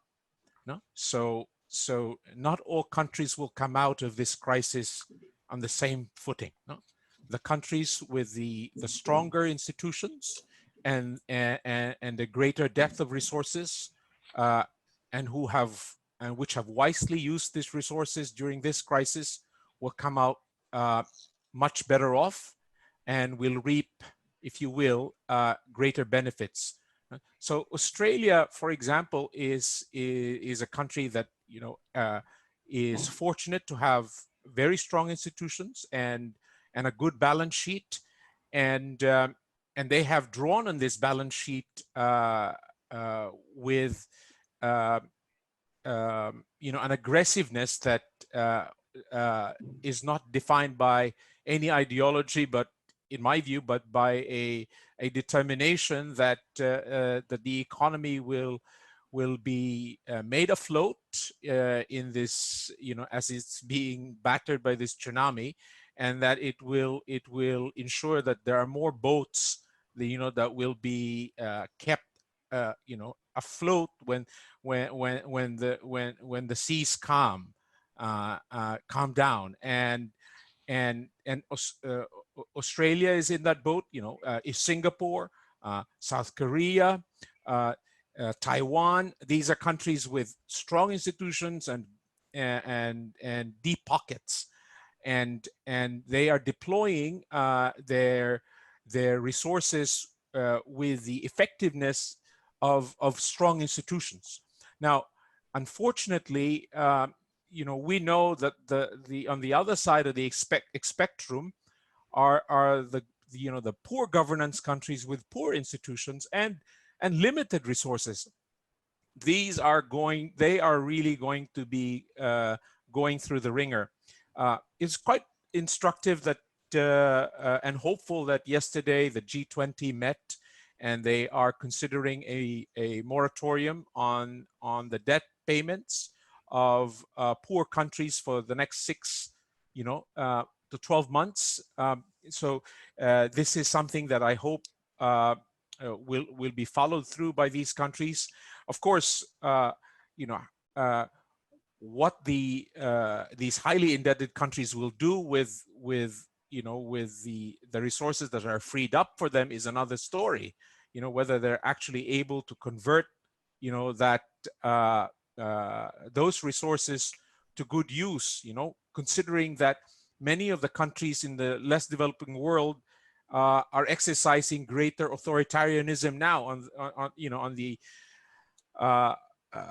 premise that stronger centralization will enable them to deliver greater effectiveness. Well, we know that that's not necessarily the case. So as past experience have shown. So I think that this is really going to be transforming the geopolitical and geo-economic order in fundamental ways in the coming months. Thank you, Emil. Let's take one more question before we go to the next set of panelists. Suhas, you have a question? Yeah, I would like to ask a very quick question. We have learned regarding the strategic foresighting, and I would like to ask such questions to the WTO, those who are in today's session, those are working with the WTO, World Bank, or the IMF. So have we never thought of such kind of, extreme scenarios? Alvaro, I think this question is for you, if I'm not mistaken. If you don't mind repeating the question, I didn't. There was like a cut in his voice. Could you repeat, please? Suhas? Yeah. So my question is, in the strategic foresighting, we are considering all the scenarios, but all the time the rosy pictures are not coming to the picture. There are also the cases like maybe the biological weapon or such kind of virus could devastate not only the national but the international economies. So in such scenarios, whether the World Bank or the WTO don't have any kind of models to come out of these situations? Alvaro, are you comfortable with the question? Yeah, I think that the situation is is very unique in nature. It's very broad and very deep and extremely uncertain. So it's very difficult to plan. I was listening to a podcast with Joseph Stiglitz yesterday, and he was saying that forecasts have to be adjusted every 3 days because things are changing so dramatically fast. It's a very volatile situation. So it's really difficult to have a forecast and say, okay, this is the course of action. This is what's going to take us from now until November or until 2021. I do think that it's important to mention, even though it's only tangential to the question, that the Millennium Project has been talking about pandemics since 1997. The WHO adopted the wording of pandemics since 2007. There's been clear threats of coronaviruses. Well, we had one already in 2003, and there were expectations of others coming. So how we articulate what science is informing policy in one universe to be able to communicate with other policy universes. And I think there's a challenge that we have in this multiverse of public policy, because if we're going to be doing evidence-based policy making, then we have to choose evidence from a very broad range of sources in order that we really tackle the issues,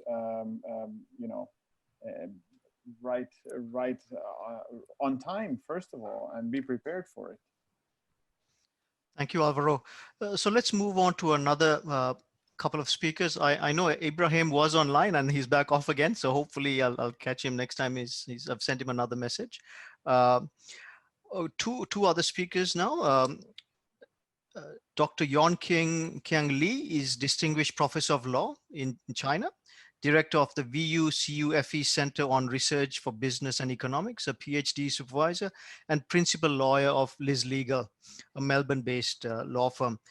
His expertise is evidence-based decision-making of corporate governance, academic governance, international law, taxation law, and intellectual property law.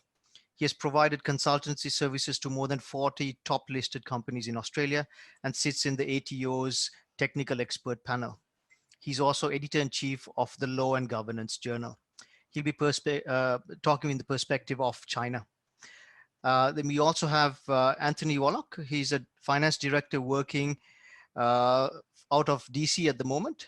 He has worked and lived in the great Midwest plains of the US, in Milan, London, Adelaide, DC, Bangkok, Dhaka, Juba, and now is remotely, but he is based in San Salvador, in El Salvador. He's talking in his own capacity today. Lee, can I ask you to take the floor and give us 7 minutes of your thoughts? Please unmute yourself. A minute. Thank you very much, Daniel and MF, for giving me the opportunity to speak today. It's very good to see so many familiar faces, friends and teachers, and also to learn from our new friends.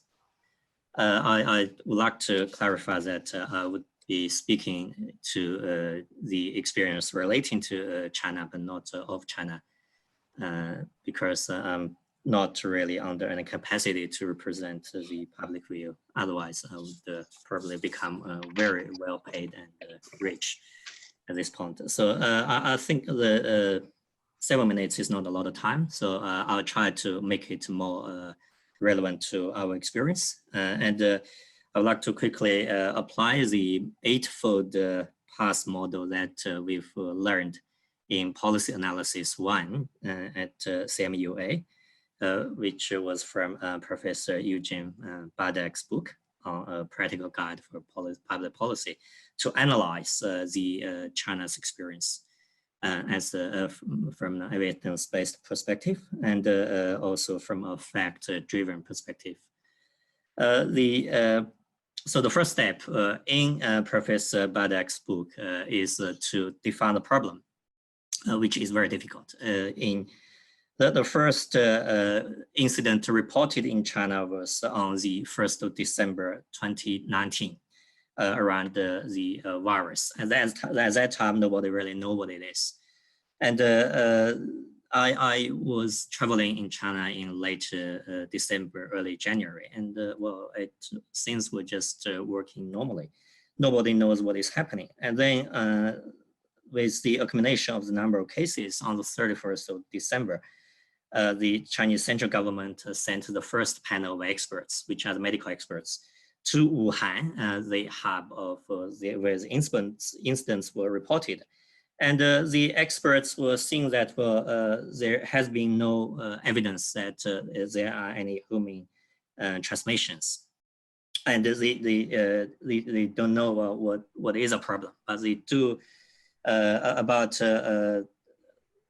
on the 10th or thereabouts in January, the experts recognized through the medical diagnosis and detection that it is a new type of virus. It is a new type of coronavirus, which is different from the other viruses. And then the expert panel advised the central government that it is a medical problem. It warrants medical attention. And then at that time, the government treated it as a category 3 emergency incident, which is not as critical. Category 1 is very critical. So on the 31st of, on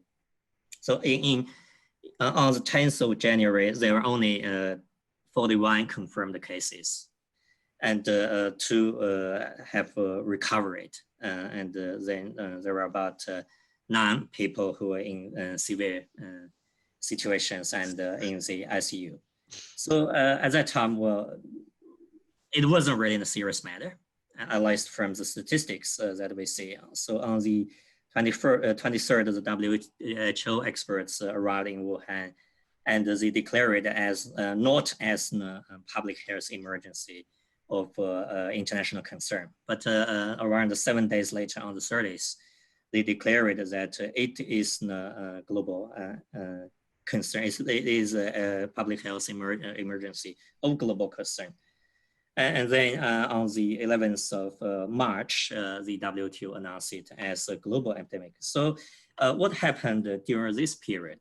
I mean, Wuhan, the first incident was reported, was identified in Wuhan on the 1st of December. And then on the 23rd of March, the Chinese Premier Li Keqiang announced that, well, the whole state is not really treating the COVID-19 as a serious concern.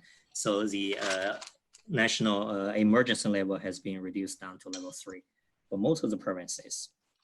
And there are a few things which I've got a whole list of incidents which I can report, but conscious of the time, I just quickly go through a few. So the government, they send through actually 3 different panels of experts across 1 month period.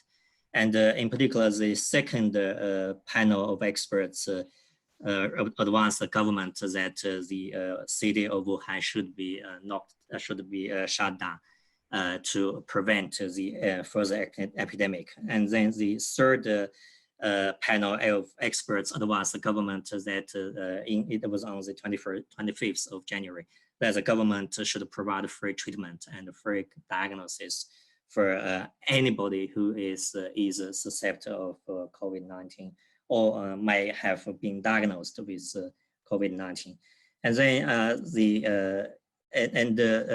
after the discovery of this as a national epidemic, the government has introduced a number of measures. And the first set of measures is to actually introduce experts from all over China. And there are some, I think, 20,000 experts, medical experts from all over China volunteered to work in Wuhan. And the first of the first batch of people who arrived in Wuhan, it was the army which was used for anti-nuclear biochemical weapons. So the matter was taken very seriously. And I think just quickly to sum up, the government has shown very strong responsibility and leadership at that stage. So the decision-making the first criteria, and the only criteria that applies is people's life. So it comes at any cost. And there are a combination of local government and national government mechanisms as well. There are various special forces which had been deployed to Wuhan and other parts of the country, and that is why you can see that the new reported incidence in China today is actually fairly low compared to other parts of the world. All right, thank you. Thank you so much, Lee. That perspective is very valuable to us, and I'm sure there'll be questions as well. So thank you for that. Tony, can I hand the floor over to you? Tony is, of course, based in a hotel room in DC at the moment, but he is very much a global citizen. Tony, over to you. Thank you, Danu. I probably won't make the full 7 minutes.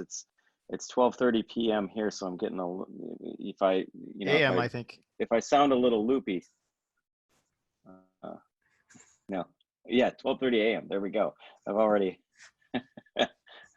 exposing myself.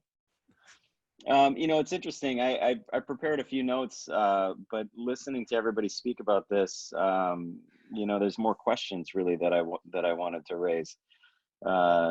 Just for thought. One of the things that I find really interesting about this conversation is this is the first time that I've had a global conversation about this. I've been reading news about how it is global, but hearing the different perspectives, everybody is going through the same thing and a very different thing at the exact same time. I read an article I can't remember if it was yesterday or this morning. There is a tiger in a New York zoo that has COVID. And it's fascinating because how did that tiger get COVID? And whether it was a little bit before or a little bit after, I remember Dr. Fauci, who's the epidemiologist or pandemic expert who's advising President Trump on all of this. He raised a point that at some point we will need to do enough testing to sort out how far this is permeated into society, which is a scientific question, like a biological question, right? You want to see where it's reached, but there's also some very psychological aspects of that as well, and that is coming across, I think, in what I'm hearing, everybody speak about, which is very interesting. My general point of view on this, to be honest, is that at the very end, I don't expect there's going to be a lot of major changes in our societies, whether that's a positive or a negative. It depends on the perspective that we're coming from. But I do question a few things. The questions that go through my head, because I did early on really see this as an opportunity for our international governments to have a framework for dealing with climate change and the environment. I thought that, because now we have a bunch of international governments doing the same thing, right? All at the same time. And is that a framework or is it coincidence? And I don't know the answer to that. But just because we're all doing the same thing at the same time, shouldn't fool us into thinking we have a framework that we're actually needing. And perhaps if we already had that, that we wouldn't be better collaborating already right now with this situation, which has gripped us globally. It really has. Future trade in economic enterprises, if you look through history, we've been through a lot of pandemics, we've been through a lot of crises. We're always going to desire trade from around the world, and I actually really don't see a whole lot of that changing going forward. There'll be some specifics that will likely change. It certainly will act.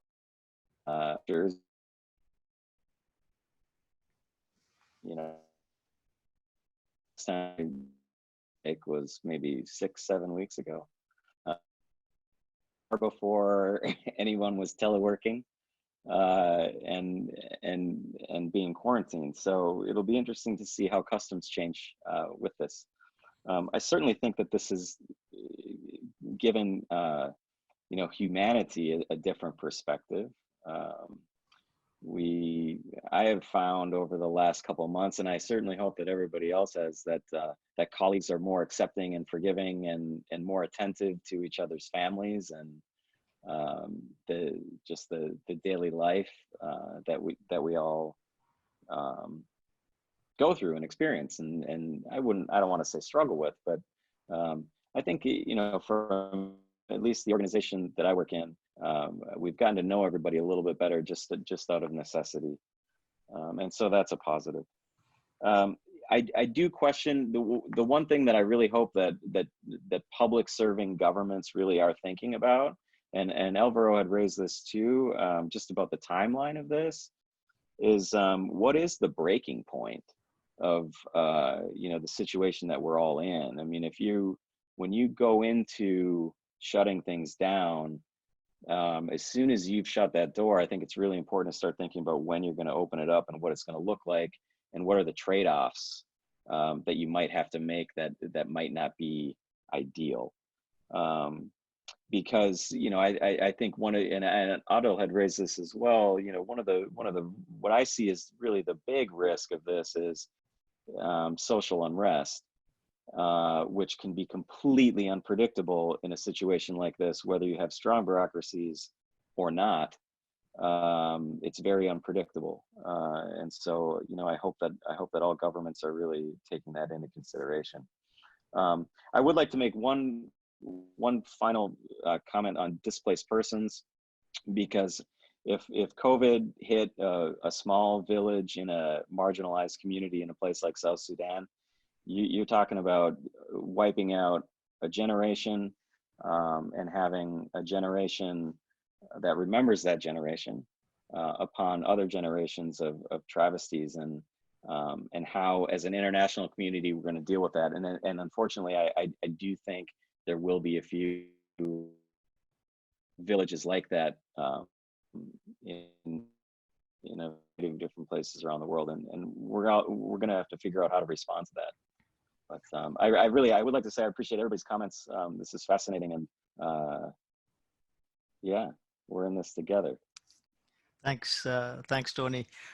Yes, I mean, I think Tony's point of how all of this really is going to have long-term implications on society, I think is critical. Whether there's going to be more cooperation or more conflict, and I think it is an important point, because we do know that poverty, inequalities, and just basic needs, a lack of basic needs, definitely leads to huge societal problems.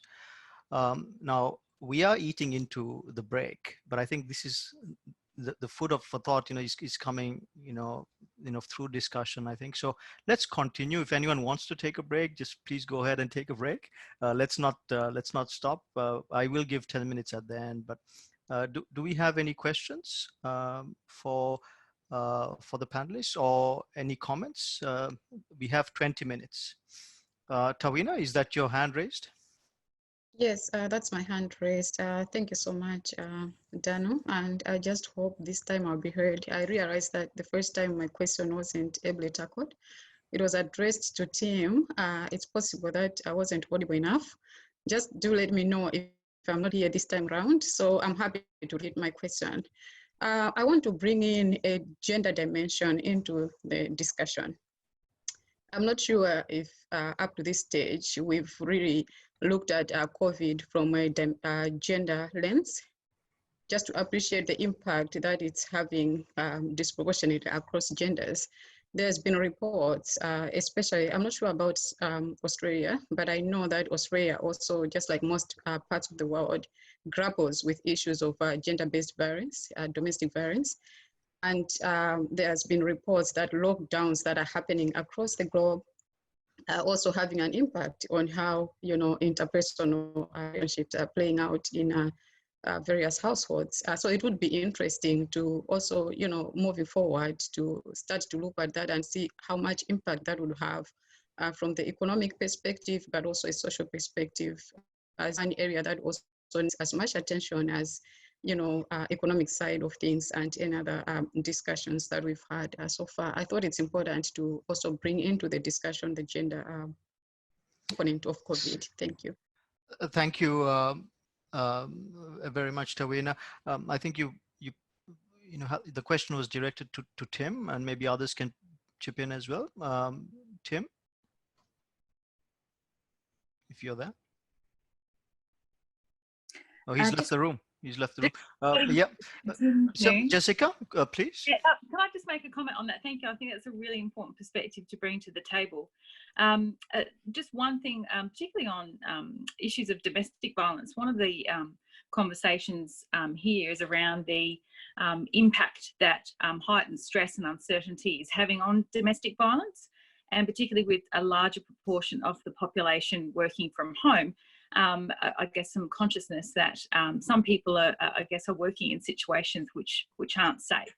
So certainly, you know, I think an interest. I haven't seen any data to support this though. I've heard anecdotally that this is having some impact on the way that women in particular are able to engage with domestic violence services. But I just haven't seen any data to support some of the anecdotes. But what I'm hearing is that certainly that this is impacting the ability of women to seek help and to leave some of those circumstances.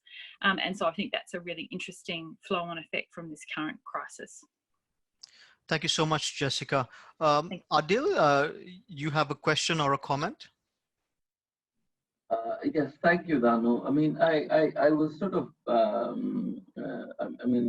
just want to go back to Professor Jonathan's comments.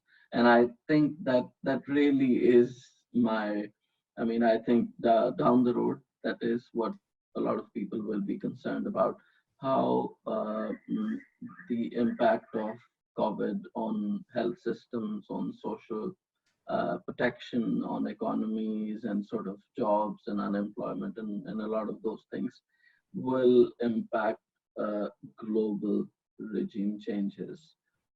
So is this the next, are we or should we looking out for the next Arab Spring moment, not just in the Arab world, but in a lot of other places as well?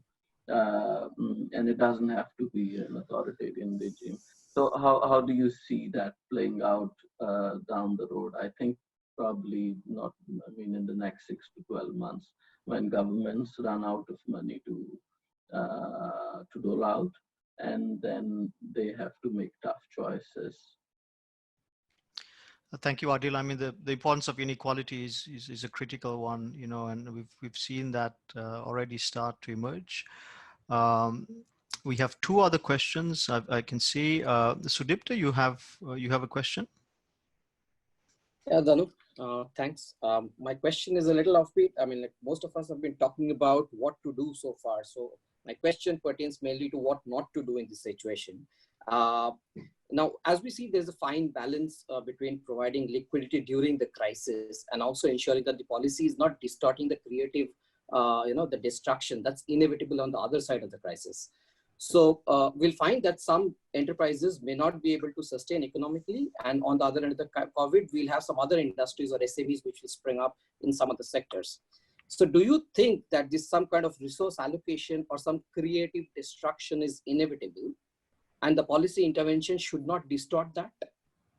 So my question is towards the other side, like what not to do in this crisis. Is there anyone you're directing the question to, Sudipta? I would like to hear from Kevin, but then I'm welcome. Anybody is welcome to pitch in. Kevin, to you first, please. Sorry, my audio dropped out again there just for a second. Could you just reframe the question? Sorry. Sudipta? Sure. So my question is about, the other side of COVID, wherein we see that there is currently a fine balance between providing liquidity during the crisis and also ensuring that the policy is not distorting the creative destruction that's inevitable on the other side of the pandemic. We'll see some enterprises going out of the picture because they're not sustainable. At the same time, we'll have some other SMEs in other sectors which will spring up. Now, do you think that some resource reallocation or some creative destruction is inevitable? And policy intervention should not distort that?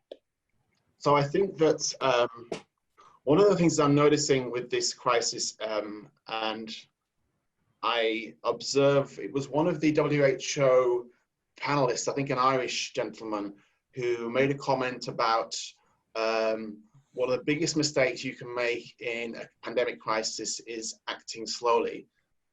You have to fail fast. So essentially you have to bring in policies as quickly as possible. So I think that it's not always in this environment going to be feasible to analyze some of the unintended consequences of policies, because essentially governments are having to develop and get out there policy interventions at a faster pace than they probably had to do before. So yes, I dare say if one sat and thought about it in a considered way, that the trade-offs between supporting enterprises that want to continue to be viable and those that we would probably better off economically to allow to fail, I think that in reality, there isn't sufficient time to consider those trade-offs in sufficient detail and analyze and model the impacts. But yes, I mean, I think it's almost inevitable that there will be a good deal of economic inefficiency in some of the policies, and that's just a cost. I think it's just a cost of having to develop policies so quickly. And the same is the case with redistribution policies in terms of welfare and wage subsidies as well. They won't be able to be developed with sufficient granularity and foresight to be able to make them progressive, the kind of progressive data informed interventions that we'd probably prefer. They're having to be very broad in scope, and with that comes economic inefficiency. And I think it's just the cost of the speed of policy development. Thank you, Kevin. Jonathan, do you have a point? Some comments from your side? Yes, I wanted to speak about a different question, and that is what Adil said. I mean, if it's okay to jump in a bit later than expected, I would say, first of all, that the fear for what will happen in regimes following the pandemic is not only to countries with weak regimes that depend on what I referred to as a top-bottom legitimacy, and I mentioned here Iran as an example. Certainly most countries in Africa. It is also within the democratic world itself. So if you look for a second at the United States and Australia, I think a brief, very inexact comment would be that Australia is a democracy just as the United States, but it is a democracy that was created, a society actually, that was created by a state.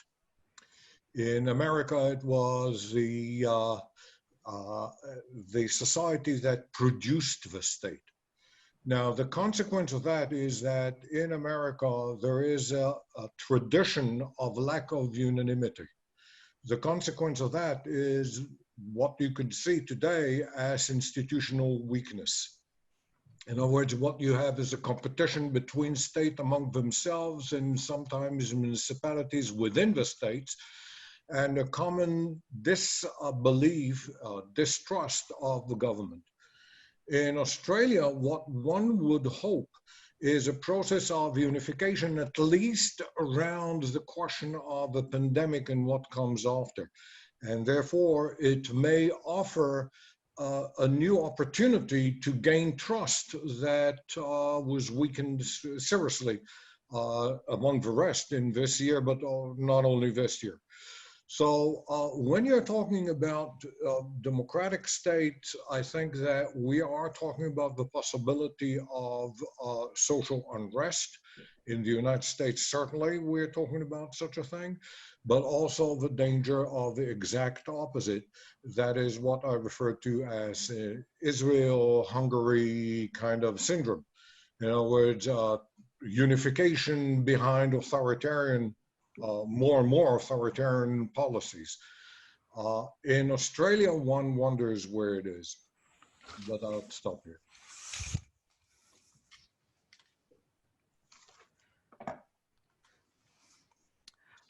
Thank you, Jonathan. We have one last question from Nancy, and I also see that Ibrahim is here with us, so which is fantastic. He's from Maldives. So Nancy, can I ask you to ask your question first, and then we'll move on to Ibrahim's speech. Okay, thank you. Now, after I hear all these speeches, and I find it fascinating, and then I'm just wondering, like,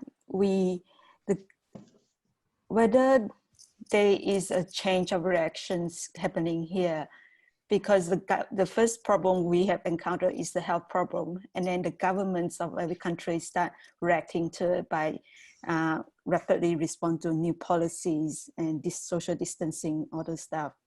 But then we also come across the supply chain problem.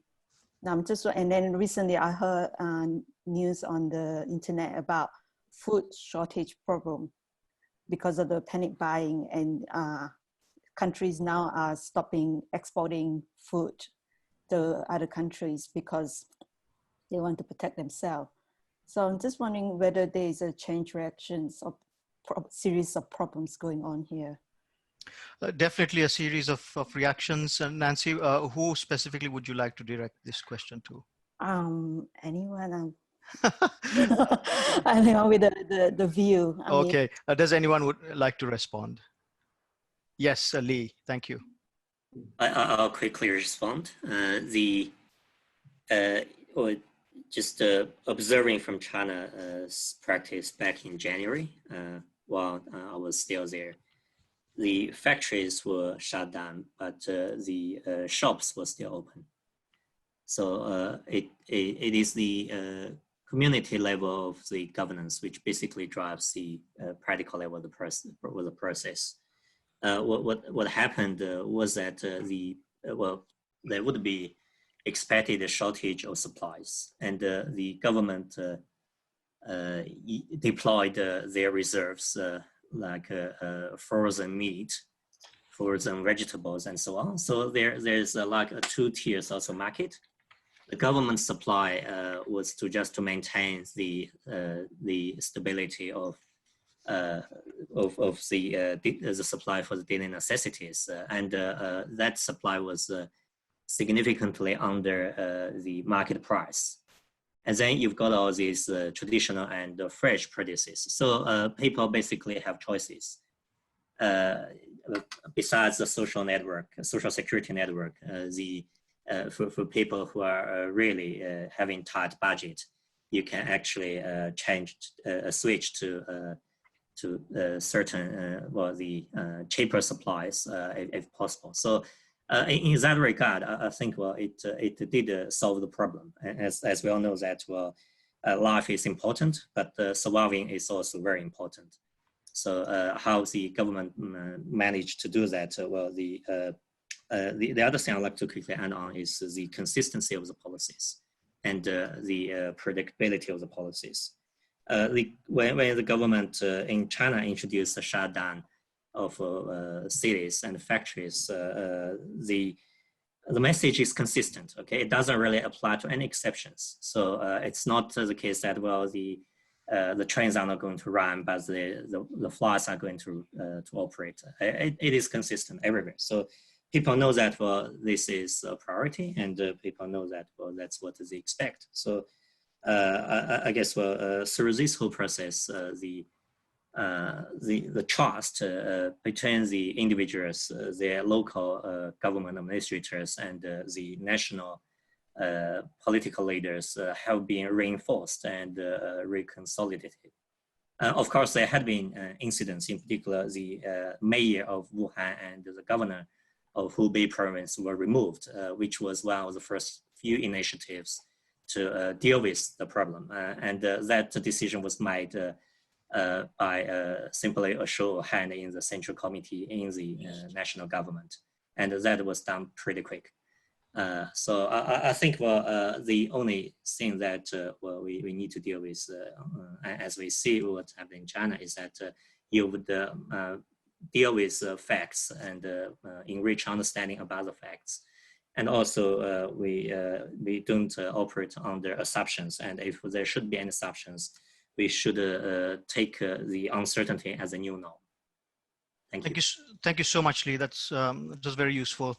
I would now like to cordially welcome Ibrahim Zuhari, who is the Joint Secretary of the Ministry of Foreign Affairs from the Republic of Maldives. He has joined us late, but definitely an important perspective. So we'd like to hear from you, Ibrahim. And he'll speak to us also from the perspective of the small island nations, which as you know, are going to have a serious situation if this hits those countries. Ibrahim, over to you, please. Thank you. Can you hear me? We can. All right, thank you. I'm sorry I had to run back and forth with the office. I'm back in office again because we, as a small island nations, one of the things we noticed was that obviously, two front, I just quickly, I want to point out two things. One is that I think small island states, including Maldives, would be the most impacted one because of we highly dependent on tourism. So we are expecting about our MMA, monetary central government expect about between 10 to 17% contraction on our economy. And just give a little bit more figures, even if follow World Tourism Organization, very optimistic estimates of minus 20%. That means almost $1 billion loss to the Maldives. So our budget is $2 billion, and I'm talking about $1 billion loss here. So it's a huge impact on that front. And the other thing I think more critical for us is the closest we can compare is tsunami, which happened in 2004, but that was the supply side effect, and we could recover from it quite quickly. But this is more of a global scale and more of a demand side problem in addition to the supply side problem. So even if we open our borders, which we have closed since 27th March, we don't know what is going to happen. For example, if there are no airlines flying, no tourists will come. Of course, there is a lot of discussion on how we deal with this pandemic medically. That's going on. Maldives is fortunate in this case because we, geographically, we have a small island, so we can better kind of manage, contain spread. But I think, as I said before, it's the economic impact that still, unfortunately, a lot of Maldivians, maybe in other parts of the world, citizens, I would say, is not entirely, I think, informed of, probably, not aware of, because we still get requests from our own citizens to bring them back home, even though there are no aeroplanes. They expect us to charter flights and then fly them back home. We don't necessarily, we have issues of quarantine facilities and things like that.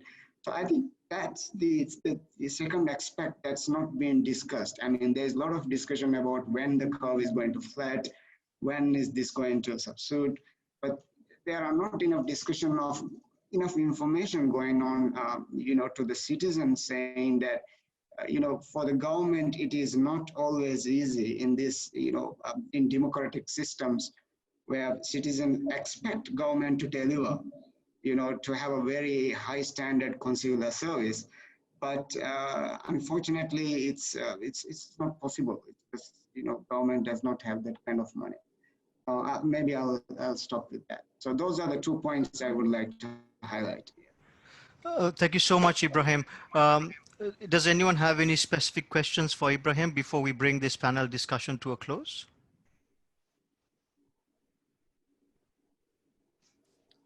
Sudipta, I see your hand raised.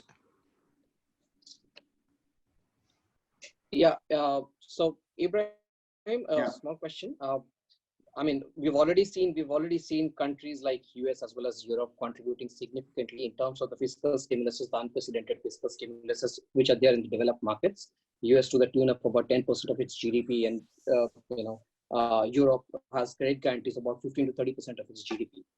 Now, what do you think would there be a translation of the policies that's there in the fiscal expansiveness in these developed markets? Can that be translated directly into the emerging markets or small markets like Maldives? Because the starting points and the constraints there are quite different there, as you rightly pointed out. Yeah, obviously, I mean, even in Maldives, there is, already government has announced, obviously within our own standard, the stimulus packages, because when resorts they have closed for 3 months, and our GDP entirely and most of the workforce depend on tourism sector. So we are talking about thousands of people unemployed here. So obviously we have to, give them some benefits. So those things are happening. But as I said, I think the predictability and the forecasting is the real problem here, because smaller states cannot sustain, for long, because for example, there's $0 coming in Maldives from 27th onwards. And most of us, almost all small and developing states, including Maldives, depends on, income. Imports. So we spend, but we don't get any. I'm sure that's the same in the bigger countries as well. But perhaps the difference is the scale of that impact. And we have never seen similar, for example, SARS in 2003, there wasn't much impact for us. Global economic impact, a crisis in, financial crisis 2006 until 2009. We had some, but quickly we could recover. We could see what's going on, and there were alternative markets. But this is a global scale, so the problem even of running the simulations, even forecasting is so difficult now. So I think that's the main challenge in terms of how long can we sustain this. Obviously, we have asked for assistance from financial institutions, and I'm sure we will get some of those. But the issue is how long can we sustain this? So those kind of smaller states. I heard earlier somebody mentioning there are some smaller states with deep pockets, but countries like Maldives, we don't have those. So I guess especially small island states, I don't think many will have those deep pockets. So that is where I think it will be most hard, or government will not have much leeway or opportunities for intervention per se, or sustained intervention to help people in need. Thank you so much. Thank you so much, Ibrahim. I'm looking at the clock, and I have to unfortunately bring this panel discussion to a close. We've had a very, very insightful and healthy discussion. I'd like to thank all the speakers and those who contributed to this panel discussion. We will shift immediately to the second panel discussion. As you know, the panel 2 is on technology and data analytics as the driver for greater employment growth after COVID-19. We have broken down the panel into 2 sessions again. I will just introduce the first set of speakers. Dr. Riaz Ismail Zadeh is the Professor of Management and Information Technology at Carnegie Mellon University in Australia. His main areas of interest are digital transformation with a focus on information security.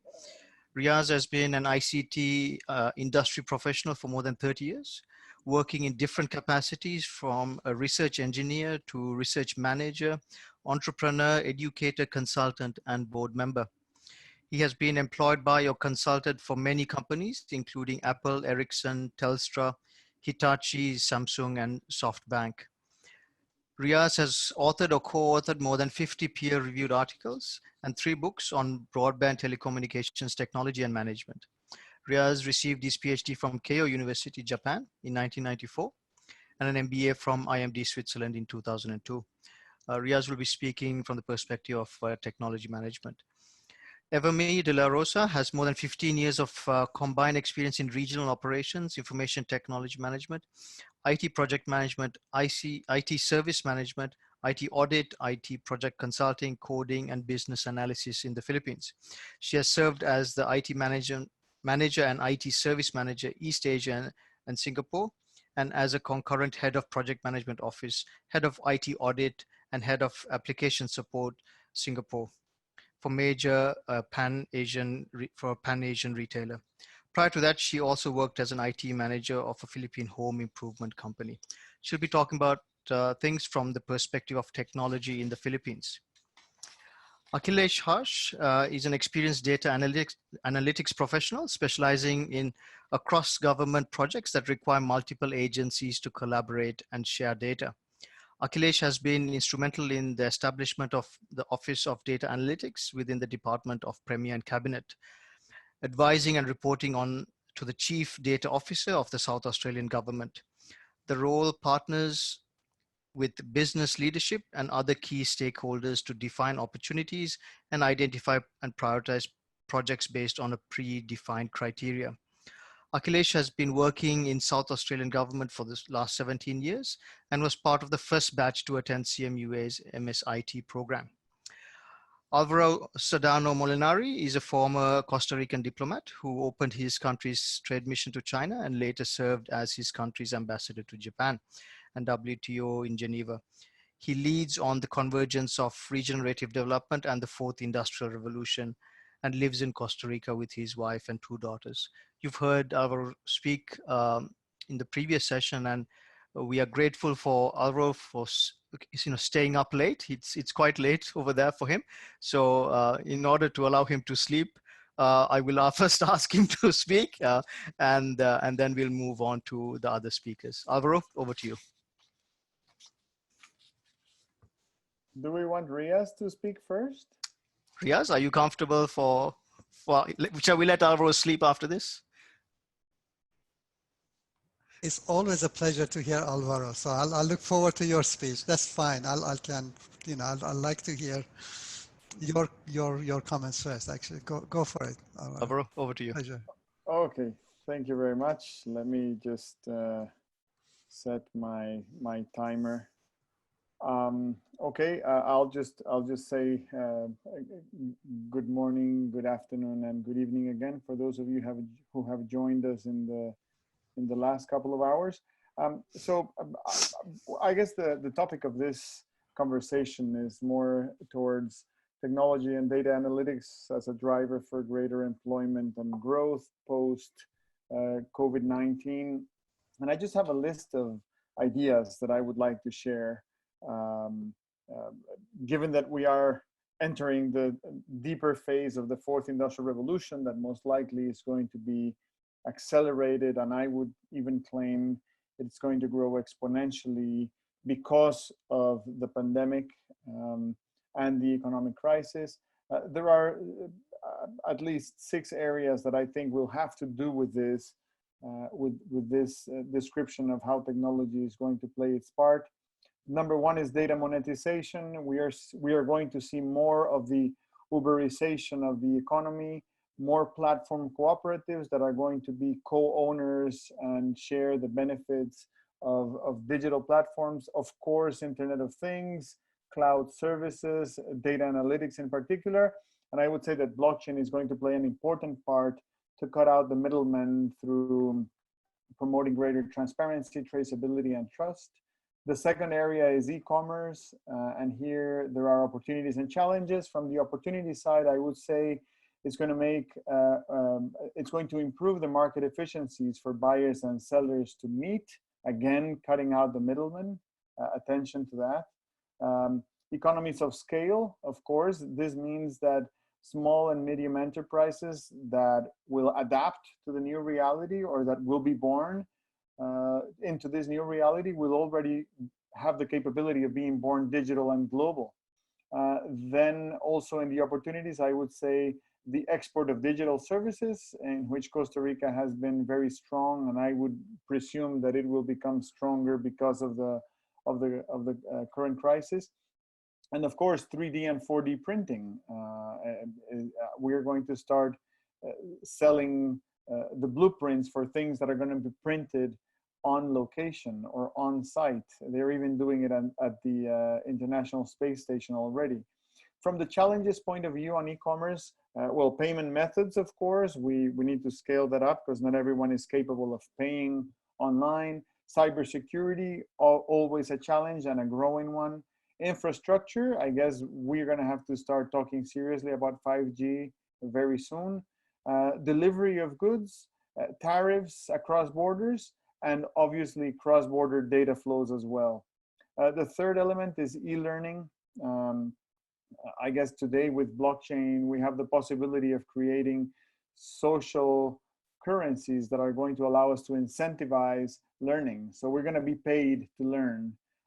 And this is exciting. Also, we're going to see a lot of mixed reality, and mixed reality, I mean virtual and augmented combined into new classrooms that are virtual.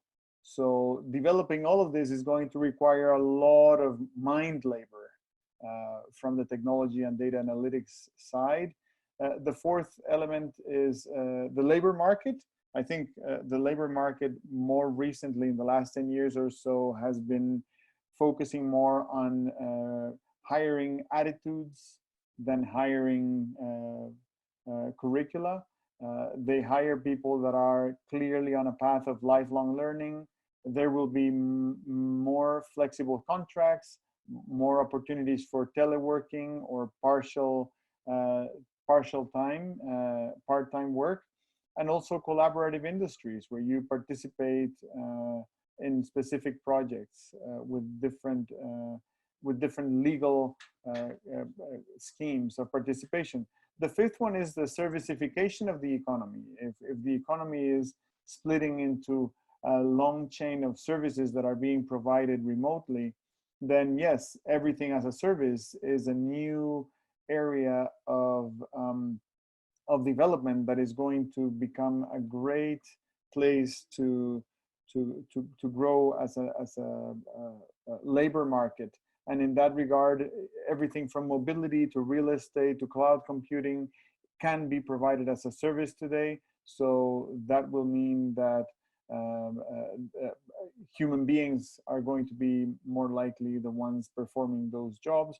And the last one is smart agriculture. We will still have to eat, but more likely we're going to find much more efficient ways to harvest and grow our food, hopefully in harmony with nature as well and the ecosystems. And we already see a lot of applications of Internet of Things, blockchain, artificial intelligence, machine learning that is helping us do agriculture in a smarter way. So yeah, I would say to conclude that as every wave of technology that has come before, it will displace some jobs that will be made redundant, but it will create many more. And this has been the trend for over 100 years. This is no exception. And what we need to think, the mindset that we need as human beings, professionals that interact with technology, is how can we potentiate, how can we develop a stronger synergy between the human being and the technology, and not thinking in terms of who is better, who is more efficient, and therefore displacing one or the other. What we need to understand is that together we are stronger than only one or the other separately. So I'll leave it up to that, and I look forward to listening to Riaz. Thank you, Alvaro. We welcome you to hang on as long as you can. And if we see you dozing off, we'll switch off your camera. Riaz, over to you, please. Oh, you need to unmute. I should know better than this. Yes. All right. Okay. It's a great pleasure to see so many of you after such a long time. Eva May, Alvaro, Nancy, let me go and have a look. Ibrahim, that I haven't seen for probably 10 years. How long was it? And I can see picture of Sami and Celine and Andre and all of you guys. And it's, you know, as usual, it's a great pleasure to see you, have you with us.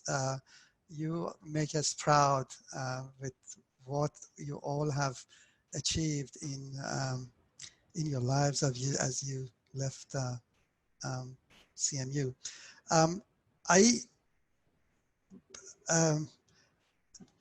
As I was listening to Ibrahim and as I was listening to Alvaro, and I sort of joined a little bit late, so I do not know what conversation went on.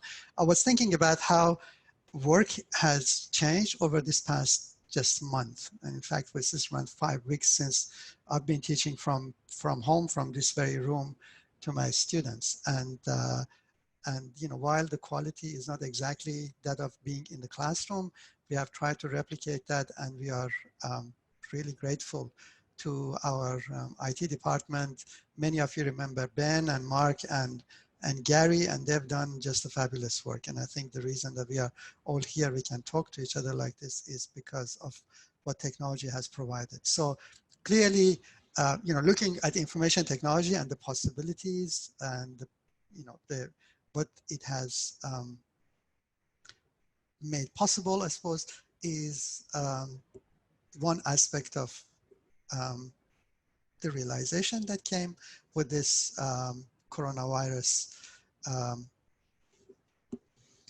I don't know, we can call it even, you know, even an era from very now on. I suspect, as Ibrahim was talking about, the demand side shock, as the way he described it, is going to be a good year still with us. And what that will do is going to, I think, and I'm sort of in presence of many great policy minds here, and you know, I'd like to hear your opinion.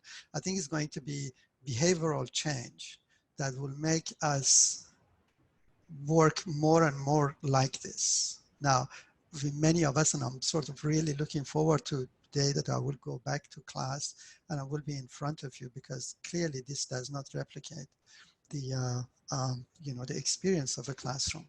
But I'm already doing some work, for example, for people with people from the US, that I think is kind of, you know, otherwise would have existed, but kind of, you know, the tyranny of distance probably would have initially made somebody more local to be approached.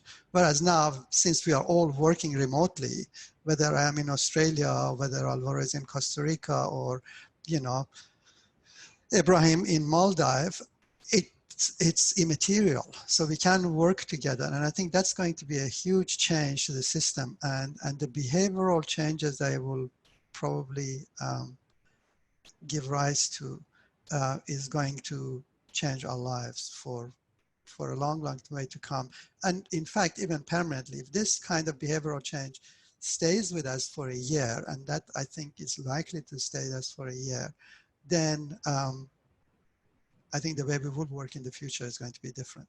Now, from information technology, I'm not going to add to what Alvaro greatly described. Technologies that are there that are going to be very, very significant as we build a new landscape of doing business.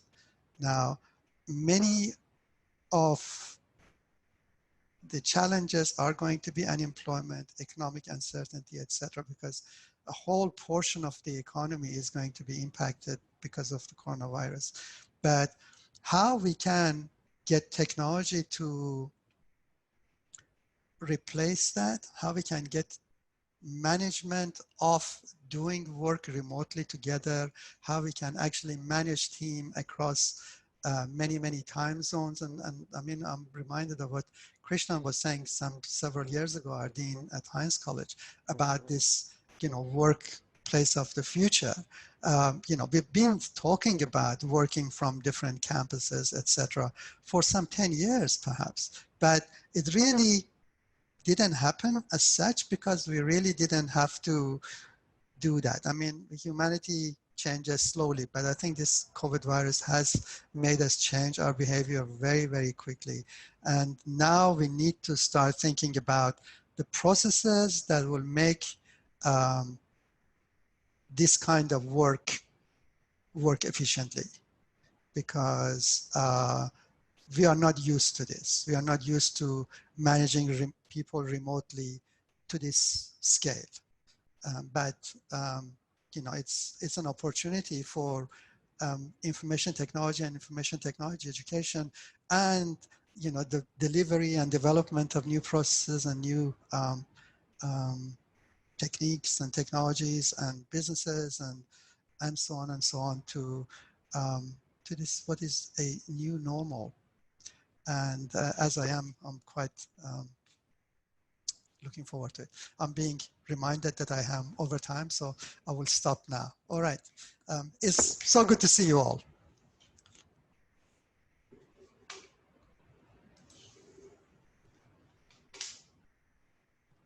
Sorry. To you. Yeah.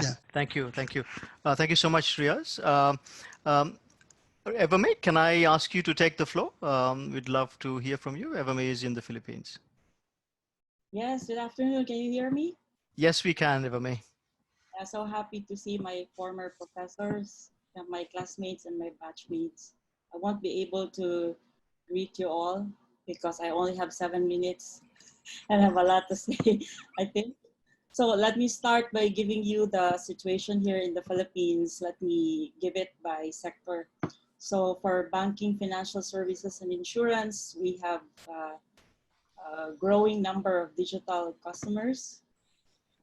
Banks are improving their digital presence as well, and there is a surge in electronic payments, and even taxes and government fees can now be done online. For telecoms, we have more mobile communications users. We have around 159% compared to our population. And from the 16 towers that we have, we aim to have more through cooperative tower build with the private sector. So right now we have challenges in telecommunications, especially in the countryside. For education, our primary and secondary schools are predominantly classroom-based, and I believe our education department will have, this is my belief, personal belief, that they will have the hard time transitioning to e-learning or to online classes, especially in the countryside because of limited connectivity. For healthcare, there are efforts already to have electronic medical records, but uptake is really slow. And for OPDs, for example, we are still manual. And in fact, it's only until COVID-19 that we have this digital appointment with the doctors. For consumer, e-commerce in the Philippines is growing exponentially due to strong purchasing power. And of course, we have young and tech-savvy population. The millennials have been doing online shopping through different platforms, but with COVID-19, even non-millennials are utilizing online ordering as well. So many small and local delivery companies are sprouting. For employment, we have 1.2 million business process outsourcing workers working in companies whose clients are mostly abroad. In an estimate by PayPal, around 1.5 million are also working online doing IT and IT-enabled jobs. And more and more people are working from home using different technologies. For agriculture, we have really not utilized tech, especially smart agri. We're very much heavily dependent on manual labor. And, but the good thing is that our government has offered already more than 100 of online services, including online zero contact policy on business permits applications.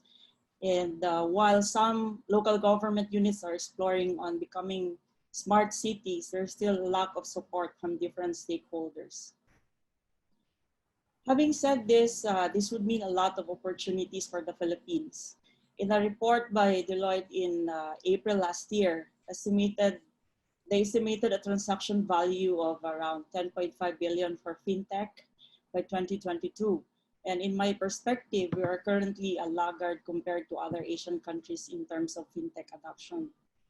Also in that report, e-commerce will have 12 billion US dollars in 2025. Even now, we can see the potential for e-commerce.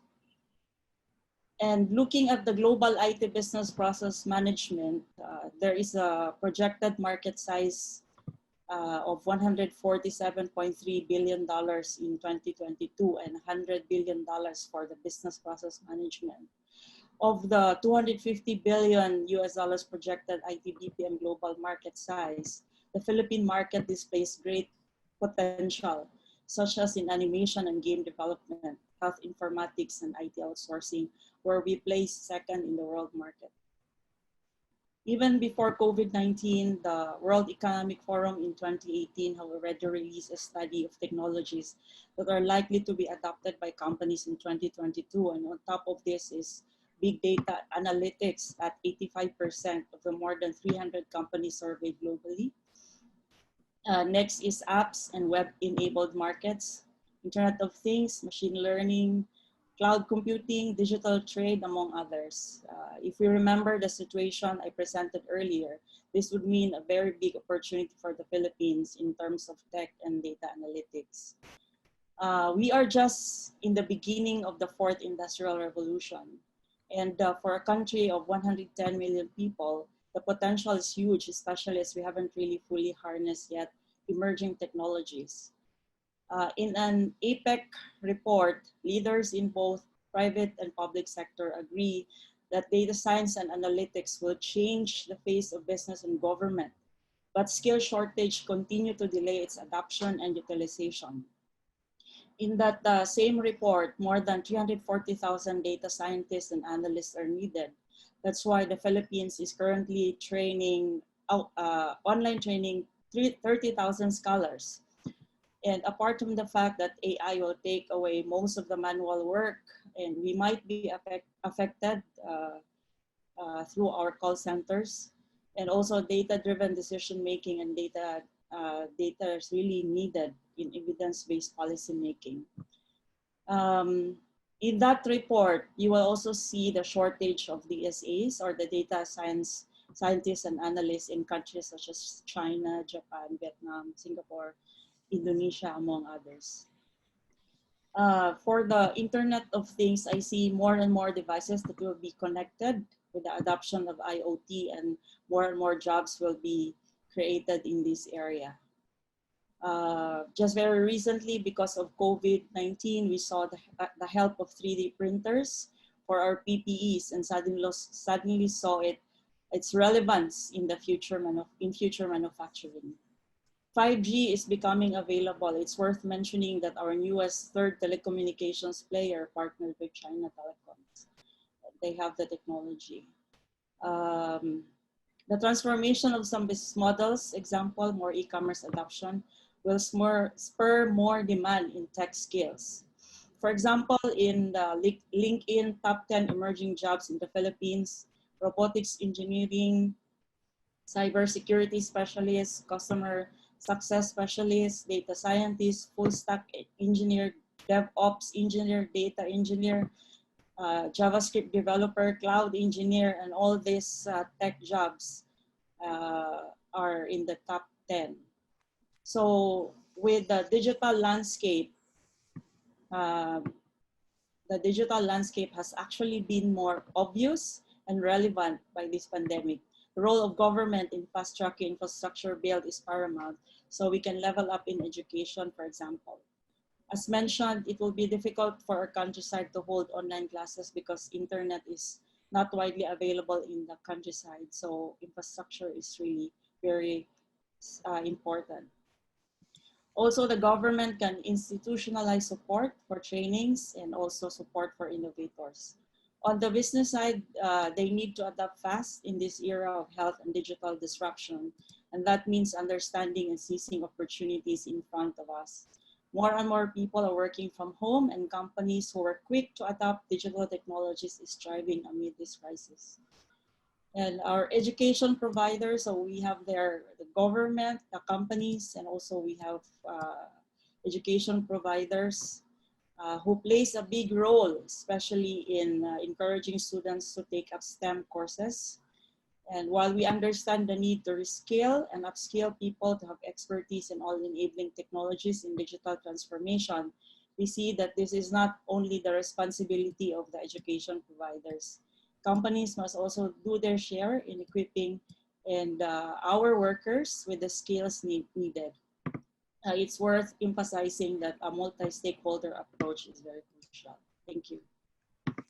Thank you so much, Eva May. Some very important opportunities that you've described, I think that are quite relevant to other countries as well.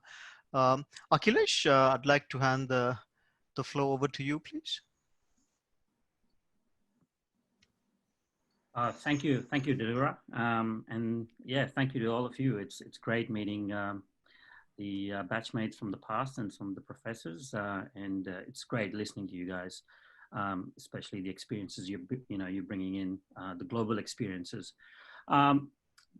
Basically, I would like to come in this coming from a little bit of a different angle in terms of trying to analyze data and trying to predict sectors and trying to predict the occupations for the future. And, from the analyst point of view, what kind of challenges we're going through, because as Alvaro just mentioned, this is changing drastically.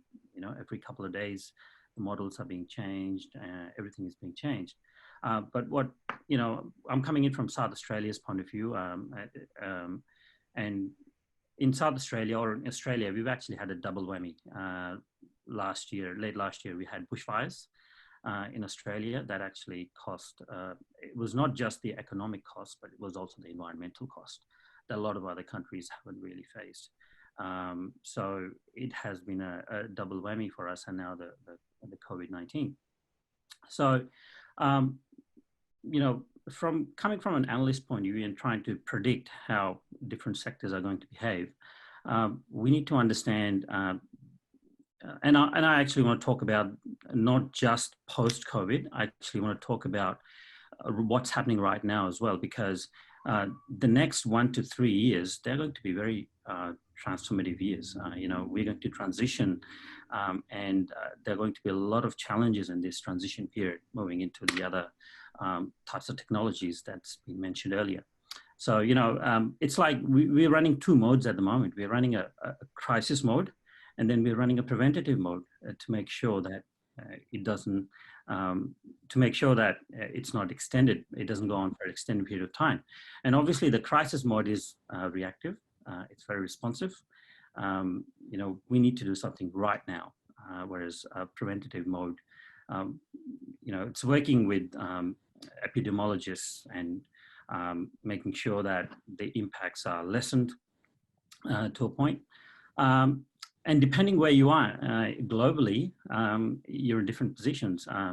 Like for Australia, I think they're saying that maybe, we don't know, we may have reached a peak, we may be coming down because we have been flattened the curve. But then the other side of things is we may, as the winter season arrives, it may go up again. So we don't know in terms of how long it's actually going to last. Is it 6 months? Is it a year? Is it a year and a half, 2 years? And then, working in the preventative mode. So US, for example, clearly is in crisis mode at the moment. They have to make sure that they've got enough facilities right now to tackle the problem. And obviously, when we have crisis mode, it's responsive. We need frontline staff. We're going to need doctors. We're going to need nurses. We're going to need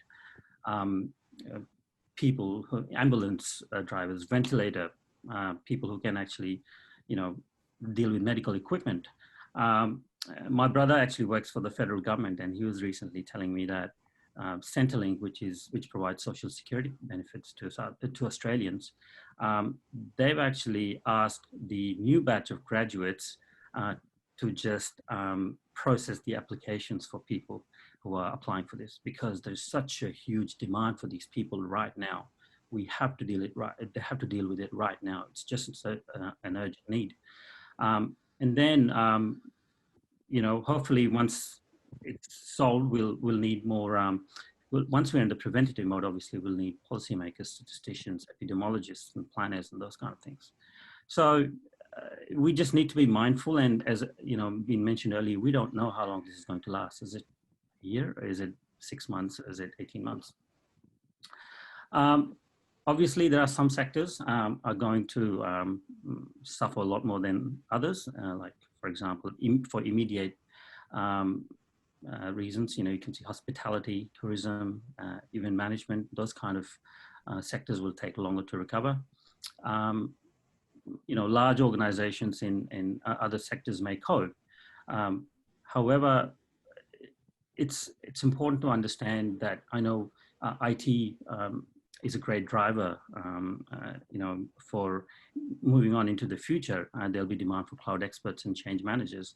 But in the past, IT has been a support function. IT has been there to support a business. But if the economy itself is not in good hands, or if it's not doing well, then it has made in the past difficult for IT. Normally, you would think IT is, you know, it's because of its innovative nature, IT does well in times of crisis. But we need to be mindful on how the overall economy is working. However, I do see in the future that ICT will kind of take a lead. It will become a lead driver. But the sector that may suffer from most of this, as we mentioned earlier, small to medium businesses, your cafes, your coffee shops, your takeaways, your restaurants, your food courts and things like that. And therefore the Australian government has announced massive packages to deal with it. But they will take longer to come up because of this crisis, and some of it may take many years to come back. You know, basically talking about the quality point of view, data quality point of view as well. It's not very easy to predict what's going to happen in the future because the quality of the data. I know we see a lot of graphs and charts and to make up policies, but working in across government projects, you know, and I've worked with federal counterparts as well and private sector as well. The quality of data is a concern. Sometimes they can be way off. Sometimes you need to ask what you exactly want, and you need to understand what you want. Otherwise, it's very difficult to analyze. And again, you know, this is a paradigm shift. Some changes will be temporary, and the others will be permanent. But we shouldn't underestimate the impact of this crisis mode that we are in, because the impacts of this will linger for a long time. Again, the transition itself will take a long time. Anyway, that's all from me. Thank you so much, Akhilesh. I'd like to now open up the floor for questions and comments. Please use the raise hand option. If you don't know where that is, if you go to participants, you can see the icon. Zedul, you have a question or a comment? Yeah, I have a question to Professor Riaz. As we have just moved to a different working situation, we are working from remotely.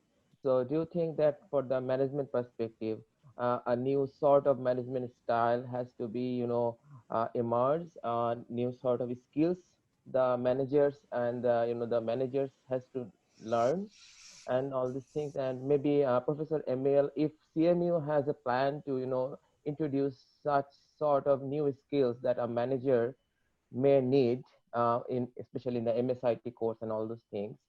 Yeah, that's my question. So first Riaz and then Emil. Thanks, Zaid. I have I mean, absolutely. I mean, there is no question that the way we manage things is going to be different. I think, you know, the fact that in many places, kind of you know, telecommuting and remote work in a number of places had been accepted and had been practiced, but still people would go to work because the environment was, you know, more conducive to working together. So it's again, part of it is human behavior. A number of countries, because of cultural issues, had discouraged, in fact, would not allow it. And I'm sort of, you know, my experience in Japan, I know that, you know, in Japan, remote work and telecommuting, etc., was not at all practiced, or very minimally. So now We just have to do that. So we are being forced to do it in this way. So in that sense, I mean, the reasons that we didn't have it until now, part of it was trust issues, part of it was how projects can be managed, part of it was how people could actually talk to each other, cross-fertilize ideas, because there's so much happens when we are just with each other, and you know, the way we interact, our body language, so much of it is lost in this forum. Now, but if we want to work efficiently, and we have to work efficiently, those need to be somehow replicated, somehow the issue of trust be managed. How are you going to, for example, monitor my computer to see what I do during the 8 hours that I'm supposedly at work, et cetera, et cetera. A lot of these issues are something that we never had to really deal with, and now we have to deal with. And you know, as it's come up. In Australia, yesterday in South Australia, we had only 1, or was it 0, new infections. But so Australia, the curve has been, as Aki was saying, is going down, or it appears so. But the rest of the world is far, far from it. And I don't think, you know, there will be a brave person who would allow opening of things for a very, very long time, I suspect. So we need to find new frameworks, new models of management, new ways of getting people to work with each other, new ways of replacing those human qualities, the way we do work with each other, etc.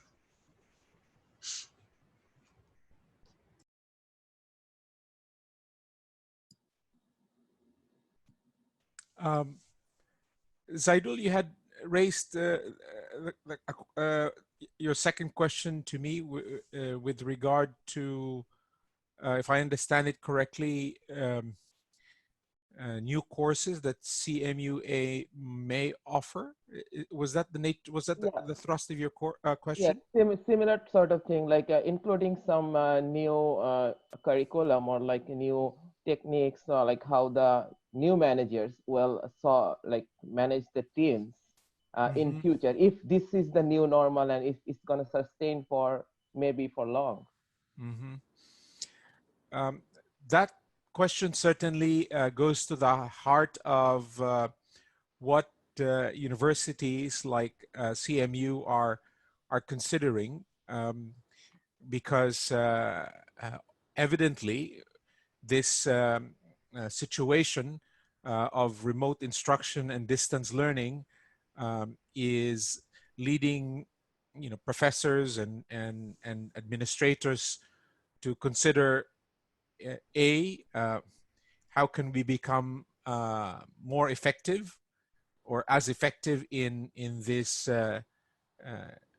new medium as opposed to in-person teaching, and B, what kind of new subjects could be offered through this environment that would enhance both the pedagogy from the point of view of the faculty, and enhance learning from the point of view of the students. And you know, the university with respect to the first point has been rapidly providing, you know, information to its faculty and teaching assistants, new materials and models and examples of how they can be effective in remote instruction and distance learning, both in the delivery of materials, in the facilitation of discussion, and as well as in the conduct of assessments. So, you know, faculty members are you know, having to you know, rapidly upskill themselves here. So anybody, like I'm sure you yourself has had to upskill yourself as you engage with your different colleagues and stakeholders,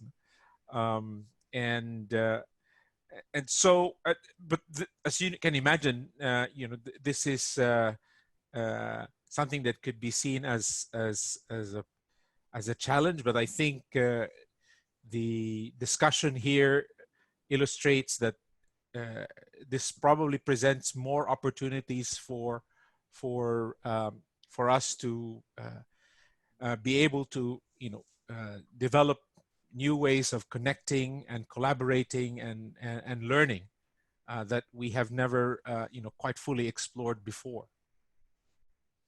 Thank So you. thank you for that question.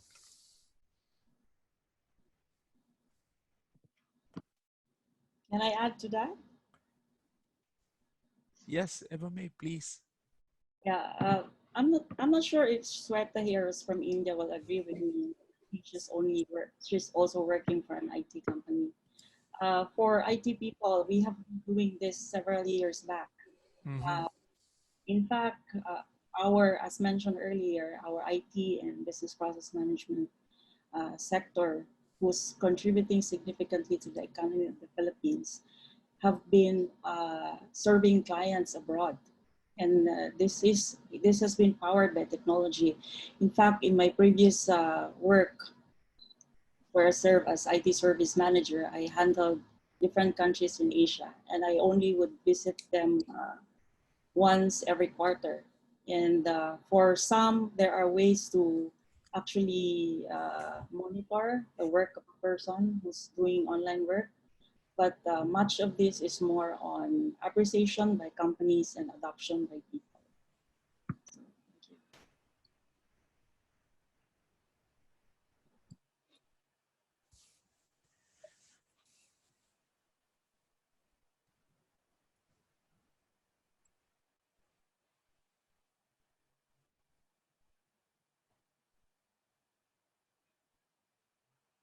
So I'm okay, Danu? I think, Danu, you are muted. Danu? Okay, sorry, my fault there.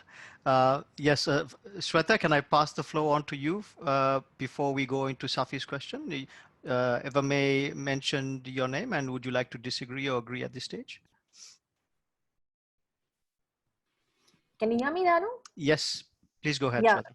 Yeah, so so I agree with her that we work for global clientele, and like for example, I work with Capgemini, and it's a French organization.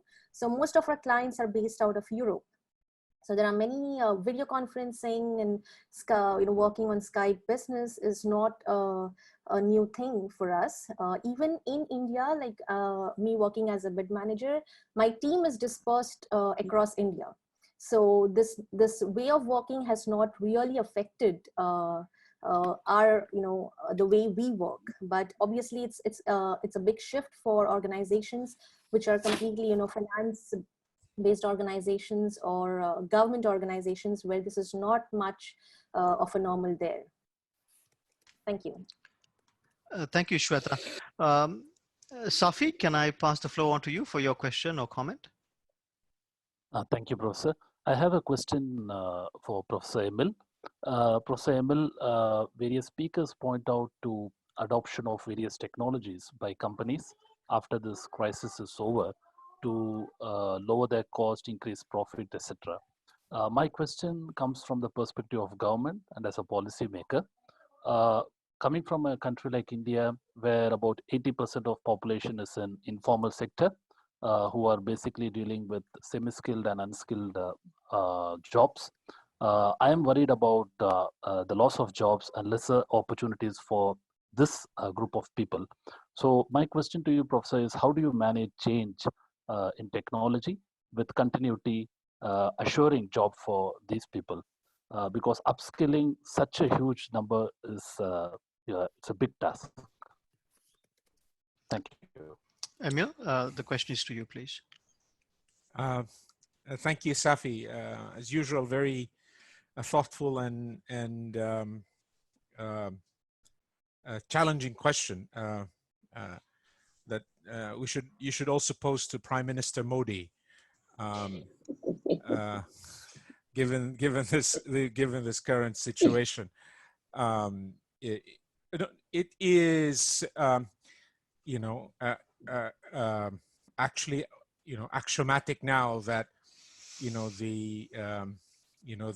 those that are the semi-skilled and the unskilled and the less educated, are bearing the brunt of the centrifugal forces, the centrifugal forces of the fourth industrial revolution, and are being left behind, both in knowledge and in income,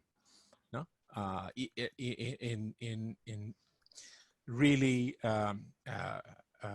in so many ways. So it is incumbent, for governments to be very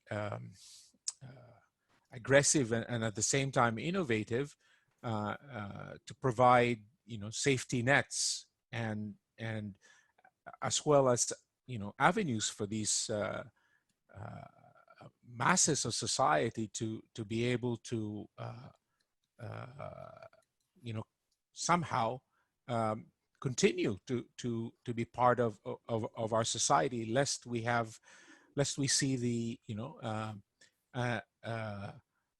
a different kind of revolution, overturning the fourth industrial revolution, the real revolution that can just destroy society. So I have really, I can only echo your question, Safi. I have no answer other than to say that there should be even greater urgency now for policymakers, both at the national and especially those at the international level as well, to address the problems of collective action, because this COVID-19 pandemic is a collective action problem, that has been exposed. The fact that countries are not acting in concert, and so we have a prisoner's dilemma in a massive scale. So this is why we have to have global institutions that can impose global public goods. So yeah, it's that's the kind of question, Safi, that should go to the heart of governments now. And this is not to say, by the way, just as a last point, this is not to say that that our technologies and our analytics are going to be solutions, and panaceas to our problems, without thoughtful thinking, behind our data gathering and analytics and algorithms, we could be very well be exacerbating problems instead of addressing them. So so I would leave it at that, Safi. Thank you for that thoughtful question. Can I just? Yes, Riaz. Do we have? I do not know how much time we have. But well, just yeah, very briefly, Riaz. Yeah, I'm thinking that clearly some jobs. I mean, we've obviously been for the past 10, not 10, in fact, 20 to 30 years, even you could argue that there have been work that has been done remotely. What this COVID virus has done, it's made it now the norm rather than the exception. Although, much of the Philippines economy and India's economy since the year 2000, in fact, has been this delivery of services remotely. These were very well-defined projects that could be done on a remote basis and with a team of people who were working together. We are now being thrown it, working all individually from our homes, not only in Australia, but also in India and Philippines, et cetera, et cetera. So how and what kind of processes we're going to put in place to actually manage that is, in fact, a challenge. As for, from government point of view, a lot of work that government does can be done remotely. but there is a lot of work that cannot be done remotely. And those work needs still be managed, needs to still be, you know, create employment, et cetera, et cetera. And I think we are going to come to a hybrid model of management, which a lot of work is done remotely, but of the work that needs to be done physically and in person, with things, with people together. And I think we really, I mean, clearly at the moment, much of that work is not being done, except for health, except for, I don't know, garbage collection, except for ensuring that water and electricity, etc., run. But soon we will have to start thinking about, you know, how we create new frameworks, new models of work that brings a lot more remote working with the things that cannot be done remotely. Thank you, Riaz. I know that there are a number of others who would like to comment and have some questions as well. But let me move on to the next session. Please hold on to your comments and questions. We will take those after the next set of speakers. Dr. Murali Viswanathan has been with CMU since 2007. As an associate professor, he lectures and manages projects in business intelligence analytics, data mining, enterprise architecture, Java, and IS for managers. Murali's primary research interests include machine learning for AI, ubiquitous healthcare, enterprise architecture, and philosophy of the mind. He is a senior member of the ACS and Accenture subject matter expert for analytics. Prior to this, he was a computer science faculty member with the University of Melbourne. He will speak with the perspective of data analytics. Shweta Vichari has worked with global clientele as a business analyst, IT project manager, management consultant, and is now serving as a bid manager at Capgemini. She's passionate about consultative selling and is a strong advocate of interplay between management and technology to deliver value for her clients. She'll speak with the perspective of technology consulting at Capgemini. Andre Martin Diamante is a data analytics specialist and casual lecturer with 15 years of professional experience. He has worked for consulting firms such as KPMG and Accenture and has consulted for both federal and state agencies, including the Department of Defense, Department of Human Services, Department of Health, and Vic Roads. He has also worked on population health with epidemiologists at the Department of Health, but his expertise is primarily on the technology side. Andre will be speaking from the perspective of data analytics in health. Murali, can I ask you to take the floor, please, and start this session off? Thank you. Yeah. A very good afternoon to all of you. And it's, as everyone has been repeatedly saying, it's so nice to see all of our past students and present students. It's a wonderful feeling. So welcome back. So, but let me move on without delay. So due to time. So I'm going to try and answer the question. I think the question that the forum raises is, for me, is analytics going to be the driver of employment growth after COVID-19, right? So I'll take the question to the point. And I'm going to take like a bipolar answer, right?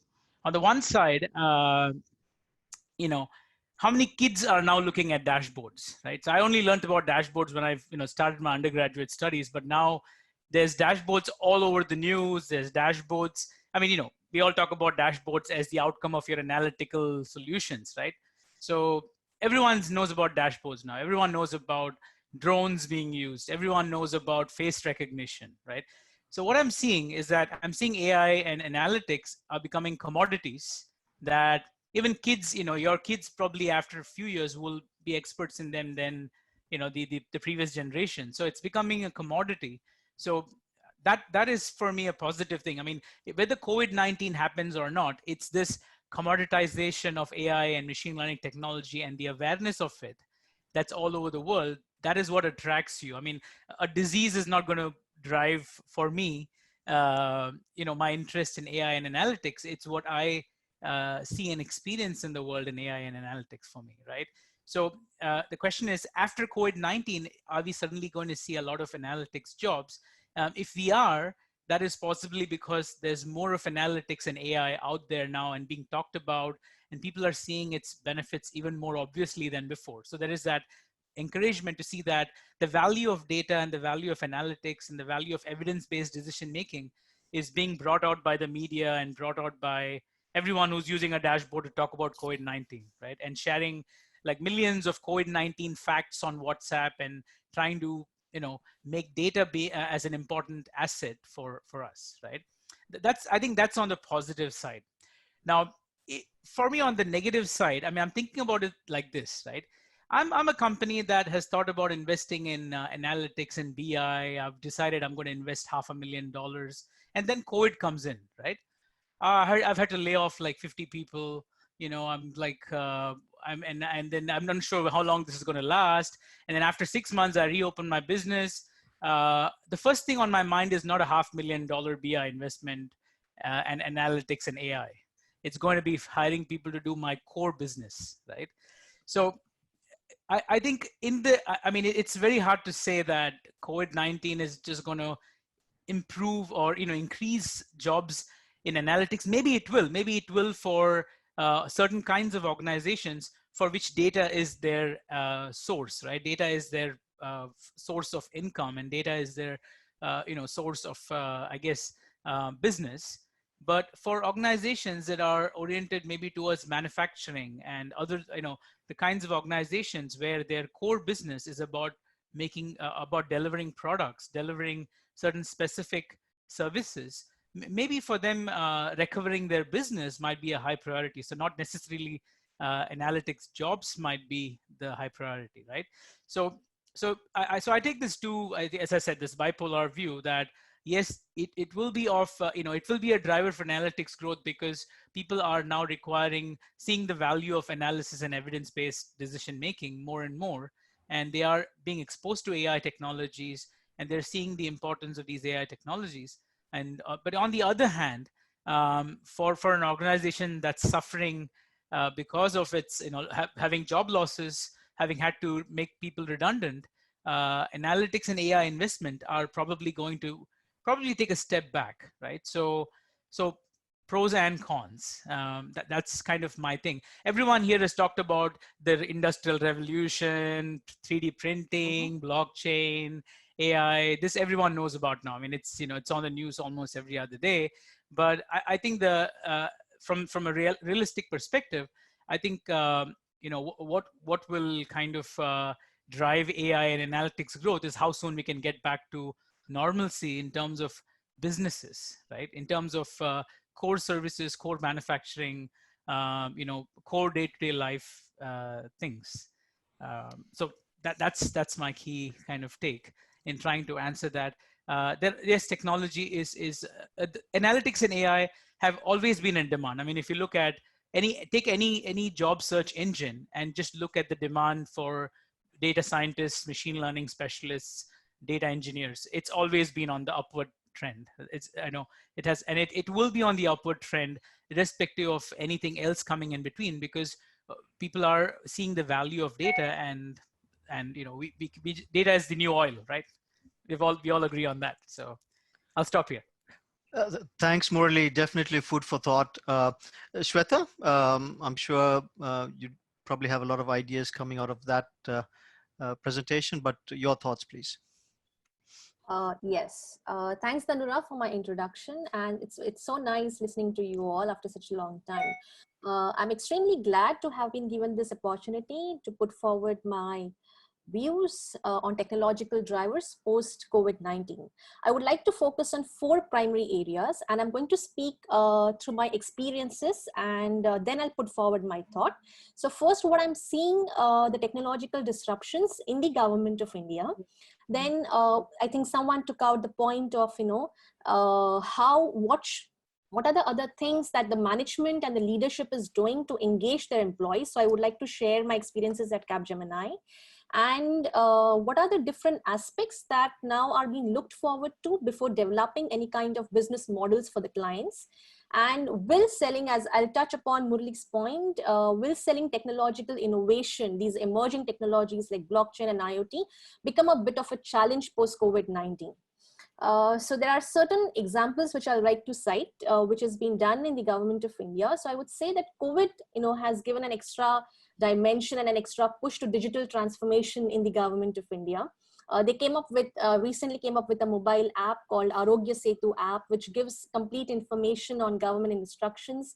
And it even has a Bluetooth and location generated social graph that gives information if you are near an infected person. A lot of drone technologies have been used to disinfect contaminated areas. They are used for geofencing to see if the lockdown is properly followed or not. They are used to distribute food and medical supplies in inaccessible areas.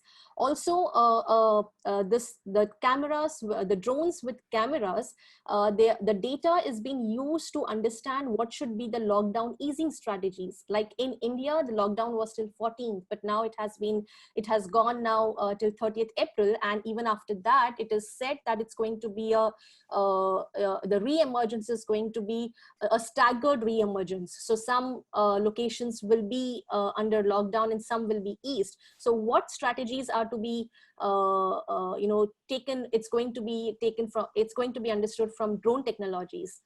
Then there is a lot of thought that is being given to how we interact with devices in public places like elevators. Given the spread of the way this virus spreads, we are going to be a little wary. So there is a lot of investment and thought being given to contactless devices. Then there are examples like the defense research, recently came out with a full body disinfection chamber, which is being placed at local police stations out here. It sanitizes your entire body. So such sanitizers chambers are going to be used in public places like sports stadiums, holy places, theaters. And a lot of investment now is being going on in India in data sciences to come up with mathematical models to study the spread of COVID-19. A lot of investment in machine learning and forecasting for inferences from pandemic data, for algorithms of diseases modeling. All these things have been given now immense encouragement. Lately, the government threw up an innovation challenge on the digital platforms, and many startups, many youngsters in India came up with a lot of ideas like modular ventilators, then robots for disinfection of quarantine spaces, the new concepts like digital hospitals and laboratories. So all these, there's a lot of thought and a lot of encouragement given to innovative ideas by the government of India.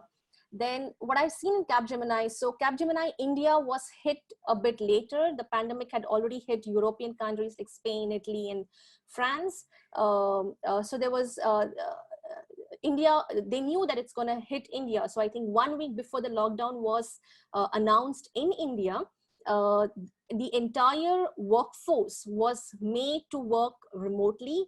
Here, we have offshore development centers, so not everyone has laptops. There are many people who work on desktop in secured locations. So all these desktops were overnight transferred to the employee's home, and entire 90% of the organization now works remotely without any hassle.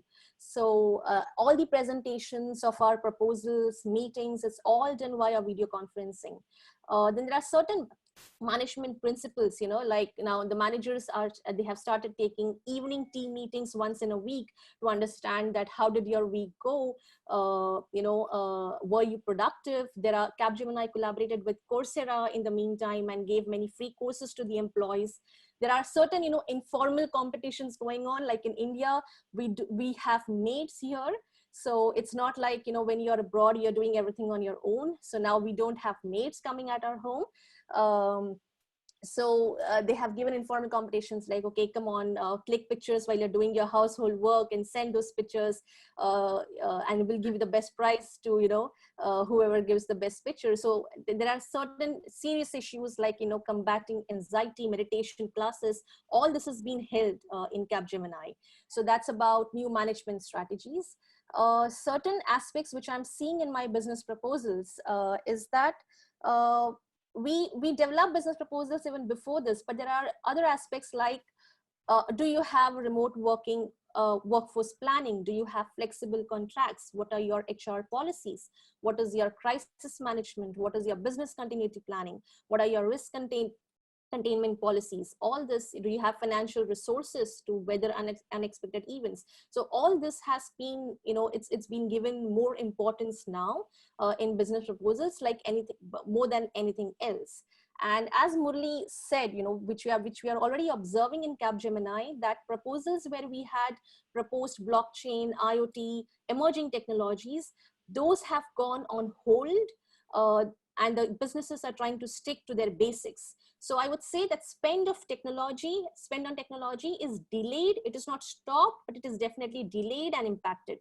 And unless, so now the mantra is like, unless your innovation or whatever you're suggesting is seen as a necessity by the clients and not as a luxury, it would have a lot of scope in post-COVID-19 era. But otherwise, it will take a little backseat, and people will try to, clients will try to stick to their basics. So that's my take on it. Thanks, Tanura. Thanks, everyone. Thanks so much, Shweta. The point you made on whether something is a necessity or a luxury, I think is a critical one, and one I think that we can get into also at the Q&A session. Andre, can I pass the floor on to you, please? Yes, I know sure. you had planned to share some slides. I leave that to you, whether you want to still do that, but you can if you wish. Yes, I'll do that. First, shout out to my former professors, Riaz and Murli. It's good to see you after 12 years. So instead of answering what technologies are needed, I think Akhilesh and Murli clearly emphasized the need for data and analytics. I'll probably answer why we need that. And since I'm a data person and a very visual person, I need some aids. So I think, Danu, you need to give me privilege in sharing my screen.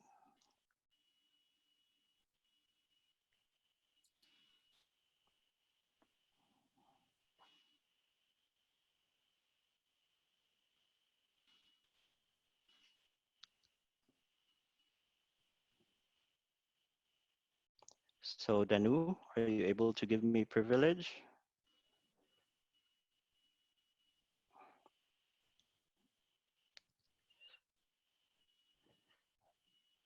Okay, here we go.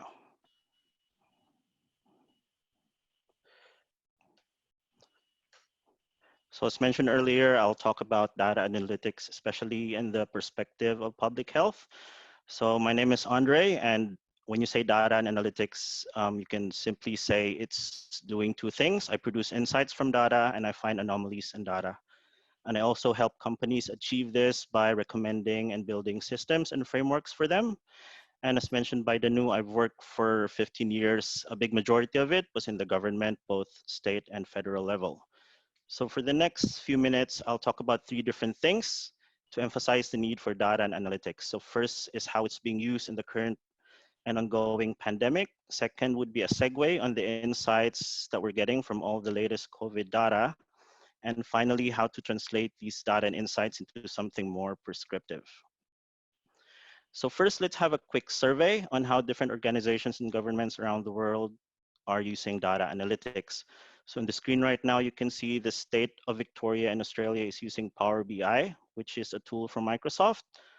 John Hopkins is using ArcGIS.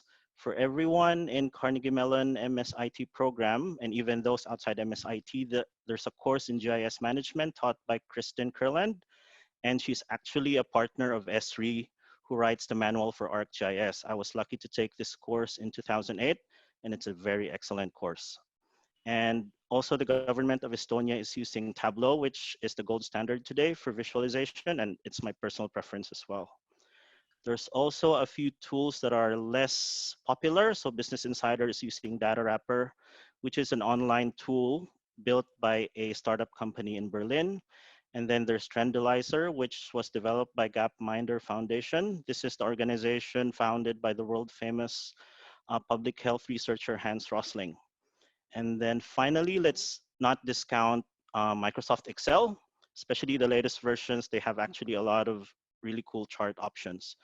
I guess the most important thing to understand in all of these is that visualization is a powerful way of telling a story, but the real story is in the data. As Akhilesh has emphasized earlier, data quality is very important.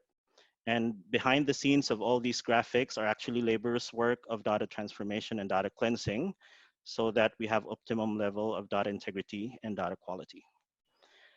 And then next, I'll talk about insights that we're getting from the current data. So this is, when we talk about insights, these are narratives or stories that we can come up with by analyzing the data. So for these, I actually consulted with a couple of epidemiologists. One is a colleague from the Department of Health in Australia, and the second one is actually Professor David Dossi, who's a professor in Carnegie Mellon for public health, whom I met when he was teaching in the Adelaide campus. So on the screen right now, you can see a correlation between the case fatality rate, so that's the number of fatalities versus the number of positive cases in a country, against the age demographic of a country, specifically the percentage above 65 years old. Again, this is a narrative that we've all heard from experts and from the news, that the higher the age of a population, the more susceptible they are. What's good about data and analytics, it's able to visualize narrative. So as you can see here, the red dots are more skewed to the right, which supports this narrative. Another one is focused on resources. So again, this is not rocket science analysis. It's simply looking at the GDP per capita of the country and how they're able to test their population. Of course, it's almost straightforward that the more affluent a country is, the more resources they have for their medical systems, and the more they can test their population. What's good again about data and analytics is we're able to quantify this, and as of the latest testing data, we're able to say that the countries with the 12 highest GDP per capita were able to test 40 times more than those in the lower group. And then the last insight would be related to urban density and volume of annual travelers. So we separated countries into two groups. The first group would be the countries with the highest urban densities and highest volume of annual travelers, and the second group would be with the lowest numbers. And we were able to quantify that the first group, the rate of increase of COVID for strictly looking at 3 weeks of data was 73% higher. And again, this is straightforward. We all know that cities or countries that are more dense and with more travelers within them would of course have higher chances of passing on a virus like the coronavirus. It's just that the narrative is supported by data, and that's the power of data and analytics.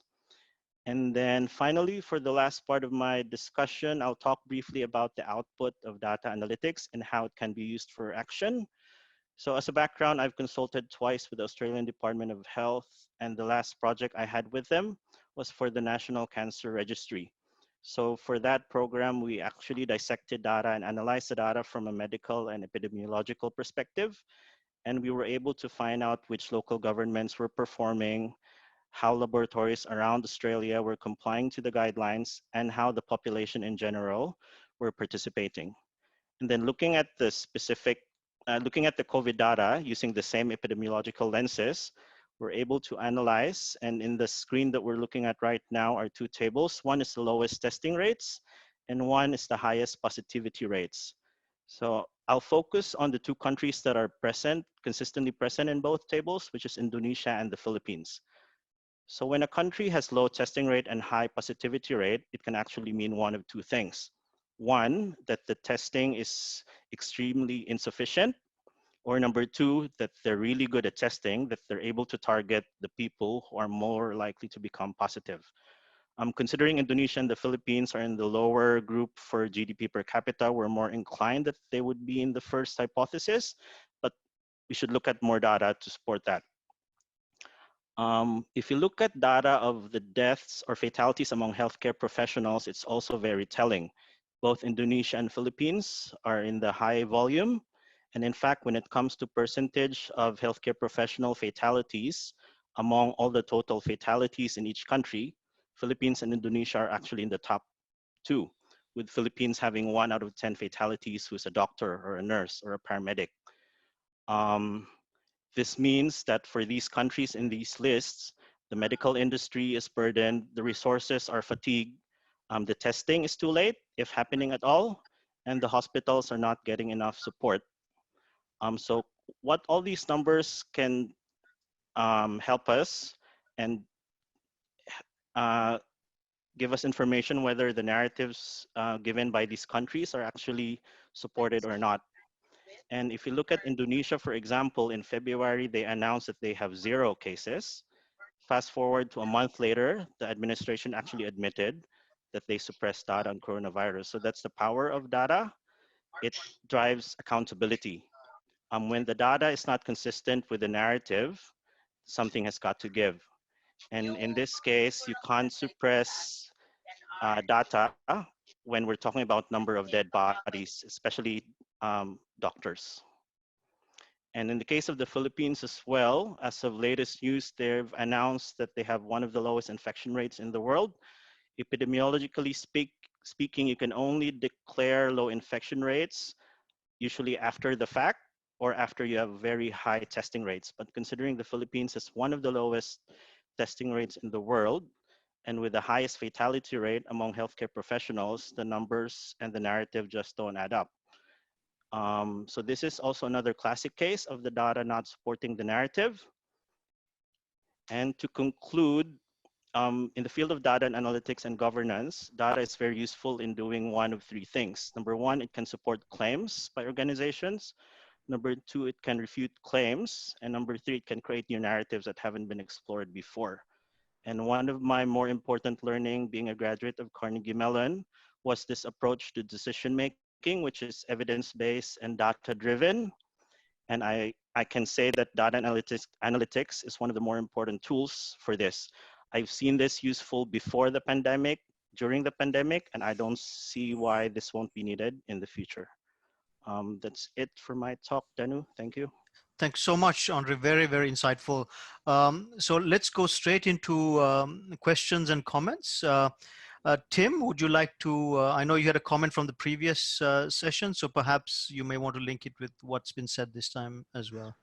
I'll do my best, Danu, but it really relates to Safi's comment and Emil's response. Safi's comment about the difficulty of in a country like India with the numbers of people, numbers of people likely to be left behind in the shift to the digital age. One of the important issues here from a public policy point of view is, of course, distribution and inequality. And I think it's worth pointing out that there are different approaches to this. The US has its characteristic approach, of course, of free markets, but the French are already talking about providing a wage to everybody, because in the ultimate, the technology actually creates wealth. And so that wealth might not be equally distributed if it simply accrues to the people who generate the wealth. And the French, of course, don't have that view. They have the view that that sort of wealth is a societal wealth, and it is quite reasonable and legitimate to distribute it amongst the society. Now, I know India is not in a position to do that, but I do think it does raise serious questions about inequality, taxation policy, and the distribution of wealth as one of the panaceas for at least mitigating the problem that you rightly raised, Safi, earlier. Thank you, Tim. Safi, do you have any response to that, or are you comfortable with us moving on? I'm fine, Professor. Thank you, Professor Tim. Thank you. Sudipta, you had a question from the previous time. Would you like to ask that, please? Sure, Danu. My question is for Professor Riaz. I would like to highlight the point that a lot of us are thinking about the trade-off between data privacy and the human survival, especially under the current times. So is it an infringement of our civil liberties to share the data, or it's imperative to look at data privacy from a different lens, at least till the time the pandemic is over? So what role does the government need to play? And do you think that the government have to provide assurances to the telecom companies that that such data sharing will not result in any kind of regulatory or penal lawsuits once the COVID crisis is over? Because that's an important perspective that the telecom companies would have while sharing data and doing research on the private data. Riaz, the question is to you, please. That is a very interesting question, Sudipta. I think government from time to time takes a decision that is in the collective benefit. So if the government decides that for the collective benefit of the entire society, they're going to trace individuals with a possible virus, then it's a decision that I understand, and it's not my area of expertise. I think government has that right, and somebody else can do that. I'll just tell you an interesting example. Somebody told me yesterday. I'm studying with a friend in Neuchâtel, Switzerland, and that's something that has been very interesting because many of my friends are scattered all around the world, and we hardly ever do anything together. And now, because of this, we are actually, reading and studying together. And he was telling me that his brother in Norway had been standing in a line, and he had come closer to one, they have to have this 2-meter distance from each other. And he had received immediately a text on his mobile that advised him to step back. And I am thinking, from telecom point of view, this is a very, very difficult thing to implement. You really need to have access to everybody's data, to very, very accurate positioning. I mean, this is, rather than 2 meters, I'm now 1 meter, and it actually detects that I am so close to somebody else.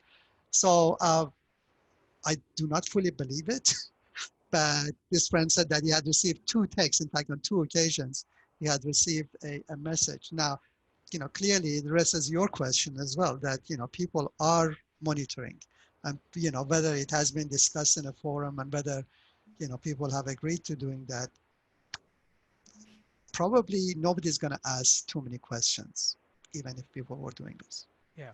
I believe Singapore has asked its citizens to install an app that does something similar. So they have to have, for example, Bluetooth or NFC, turned on all the time. So there's obviously communication that's going to happen between devices and warn you if there's a proximity kind of, I could imagine with something like that could happen, but the story as I heard it was that, or it did not mention that an app had been installed on, and it has to be on everybody's phone for it to work. So I thought it was something that is kind of a platform over the 3 or 4 operators that they have that actually share positioning with everyone. So very, very interesting.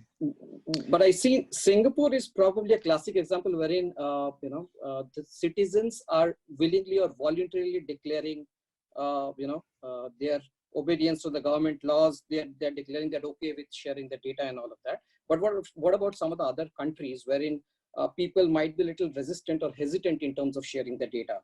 So there, will that question of infringement, for example, with the GDPR laws in Europe, will that be a challenge for the governments later on? If the question is to me, certainly there are regulations that could very much, come into play.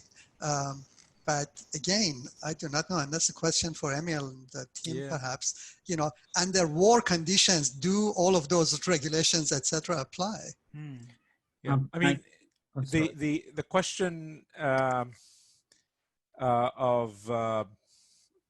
if I may, Akhilesh, and then the question of government, exercising its sweeping authority in this area, obviously is contingent on the nature of the problem, and clearly in this particular instance, given the nature of this problem, where the if to use the economist term, the negative externalities of one infected person, can just exponentially develop, almost gives government the right to and understandably so to exercise sort of eminent domain powers here. And this is one problem where I think there is understandable justification that the citizenry can see. But in other instances, I think it is less evident. So it will have to be on a case-to-case basis. So this is a question of governments and their citizens engaging in conversations about what types of data are going to be used for what types of purpose, and so not just a blanket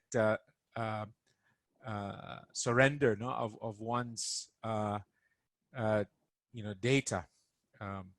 Anyway, that's my sort of initial impression, reaction to your thoughtful question, Sudipta. Thanks, Emil.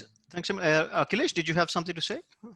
Yes, I mean, I think we've been working in this space in terms of data sharing, and I think every government and every country is going to deal with this differently. So in Australia, people are a lot more aware about their rights in terms of data.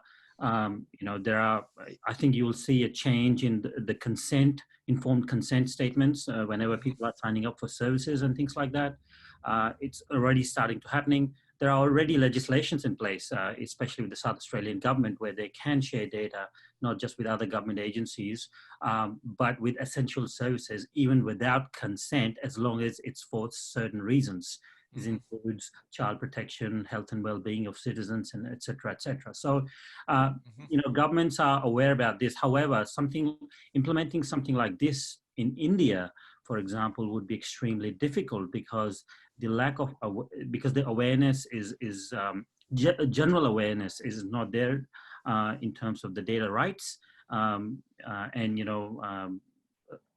I had a case in India where one of the providers called Jio, who actually gave 3 months of free 4G to all its customers, and somebody in India said to me, "Oh, Akhilesh, this is awesome because we get 3 months of free internet access." And I said, "There's no such thing as free. There's no such thing as free." So absolutely, it's going to be different countries, places like India.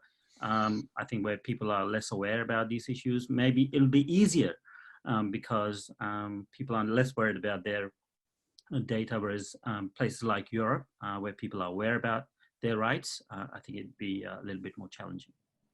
Thanks, Akhilesh. Evame, you have some thoughts as well? Yeah, I'd like to say that I like the idea of Riaz that Riaz presented on the warning the citizen. But unfortunately for us here, we have a strong Data Privacy Act, and we are a parent department of an agency that ensures this Data Privacy Act is implemented. So I'd like to agree with whoever said it. I think it's Akhilesh that this will be taken by different countries in their varying ways. Thank you. Thank you, Evame. Lee, what's running through your mind? Please unmute. Got one quick question for all the panel members, and also one proposal to make. The question that I would like to raise is also an observation from the financial market transactions in the recent 2 weeks. We know that there are certain, a large group of people who are seeking for unemployment payments, but also at the same time, we see significant fluctuations of share price in the market, which is a bit abnormal. I'm not suggesting that there are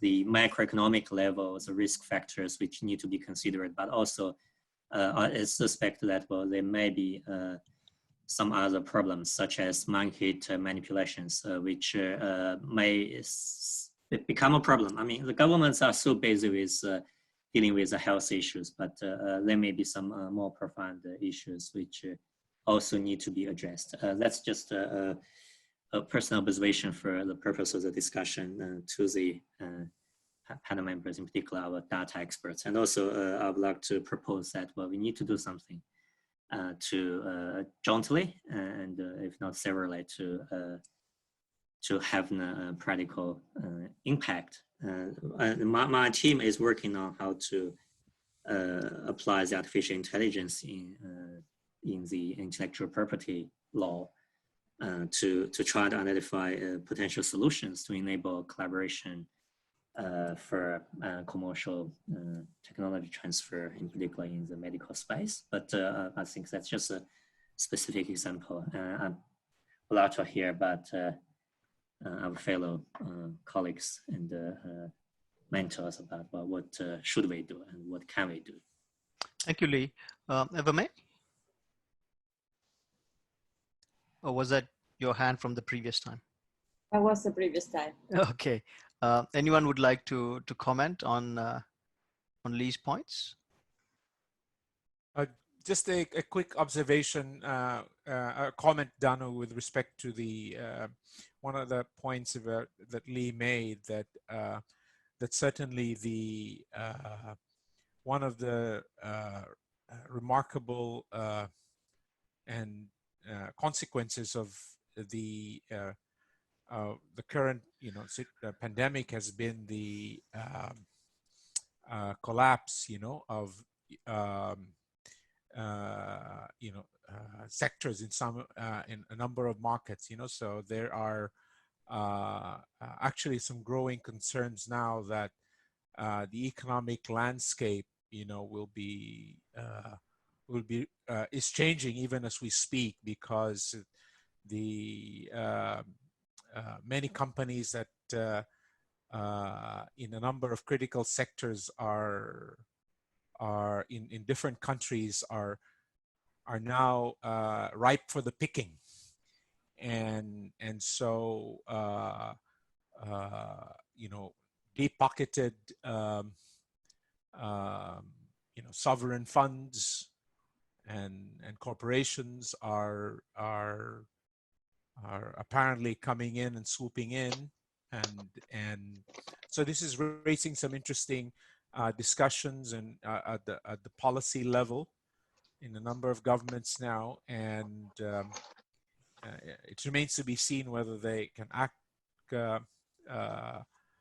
in the face of of what is currently so many fires burning all over the place, but at any rate,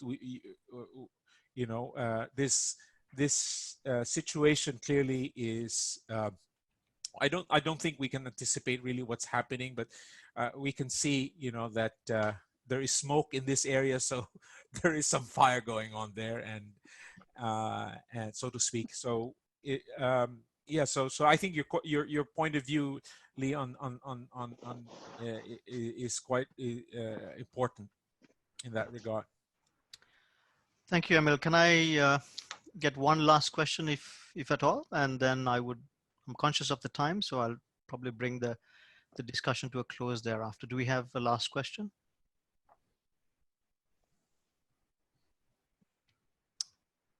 Okay. Definitely a natural signal. Oh, Lee, yes. Can I please just ask, this is a great forum, and are we going to continue the discussions in any way, or I mean, we would like to contribute, but just tell us how and in what format. Thank you. Thank you, Lee, very much. So let me just formally bring this to a close, and I think Emil would probably also like to say some words afterwards as well in conclusion. But in response to your question, Lee, the answer is yes. The short answer is yes. The long answer is we'll get back to everyone on next steps and so on. So thank you everyone for being with us. I would like to thank the speakers and others who contributed to both panel discussions. We've had a very interesting 4 hours discussing and debating institutional and societal challenges due to COVID-19. I'm especially thankful to the alumni who joined us from different parts of Australia and across the world. We draw strength from the knowledge you shared with us. I would also like to thank the students for joining us and hope that this has been a useful learning experience for you. My thanks also go out to the faculty for providing deep insights and helping to make this event a success. We will surely organize other events of this nature. There's no doubt that there are several other products that we can put out based on these discussions. The global challenges are many, but collectively we can find creative solutions to complex institutional and societal problems. I look forward to seeing you at another 4 Periscopes event. So with thanks, I would pass this on to Emil for his final words. Danu, let me just thank you for the initiative in organizing this event, and I will like to echo the sentiments that you shared with respect to the faculty and the students and the alumni. I just want to say that if there's anything that gives me, and my colleagues in the faculty great pleasure is in seeing all of you here and doing important work in your respective fields and contributing, to the betterment of your, respective sectors and areas. So I hope that we will be able to, continue our collaboration or connections and deepen the initiatives, that or start new initiatives as a result of this conversation. Please let's continue to keep in touch and thank you. Stay well, be well, and we shall conquer this in due course. Thank you, Emil. Thank you, everyone, and goodbye.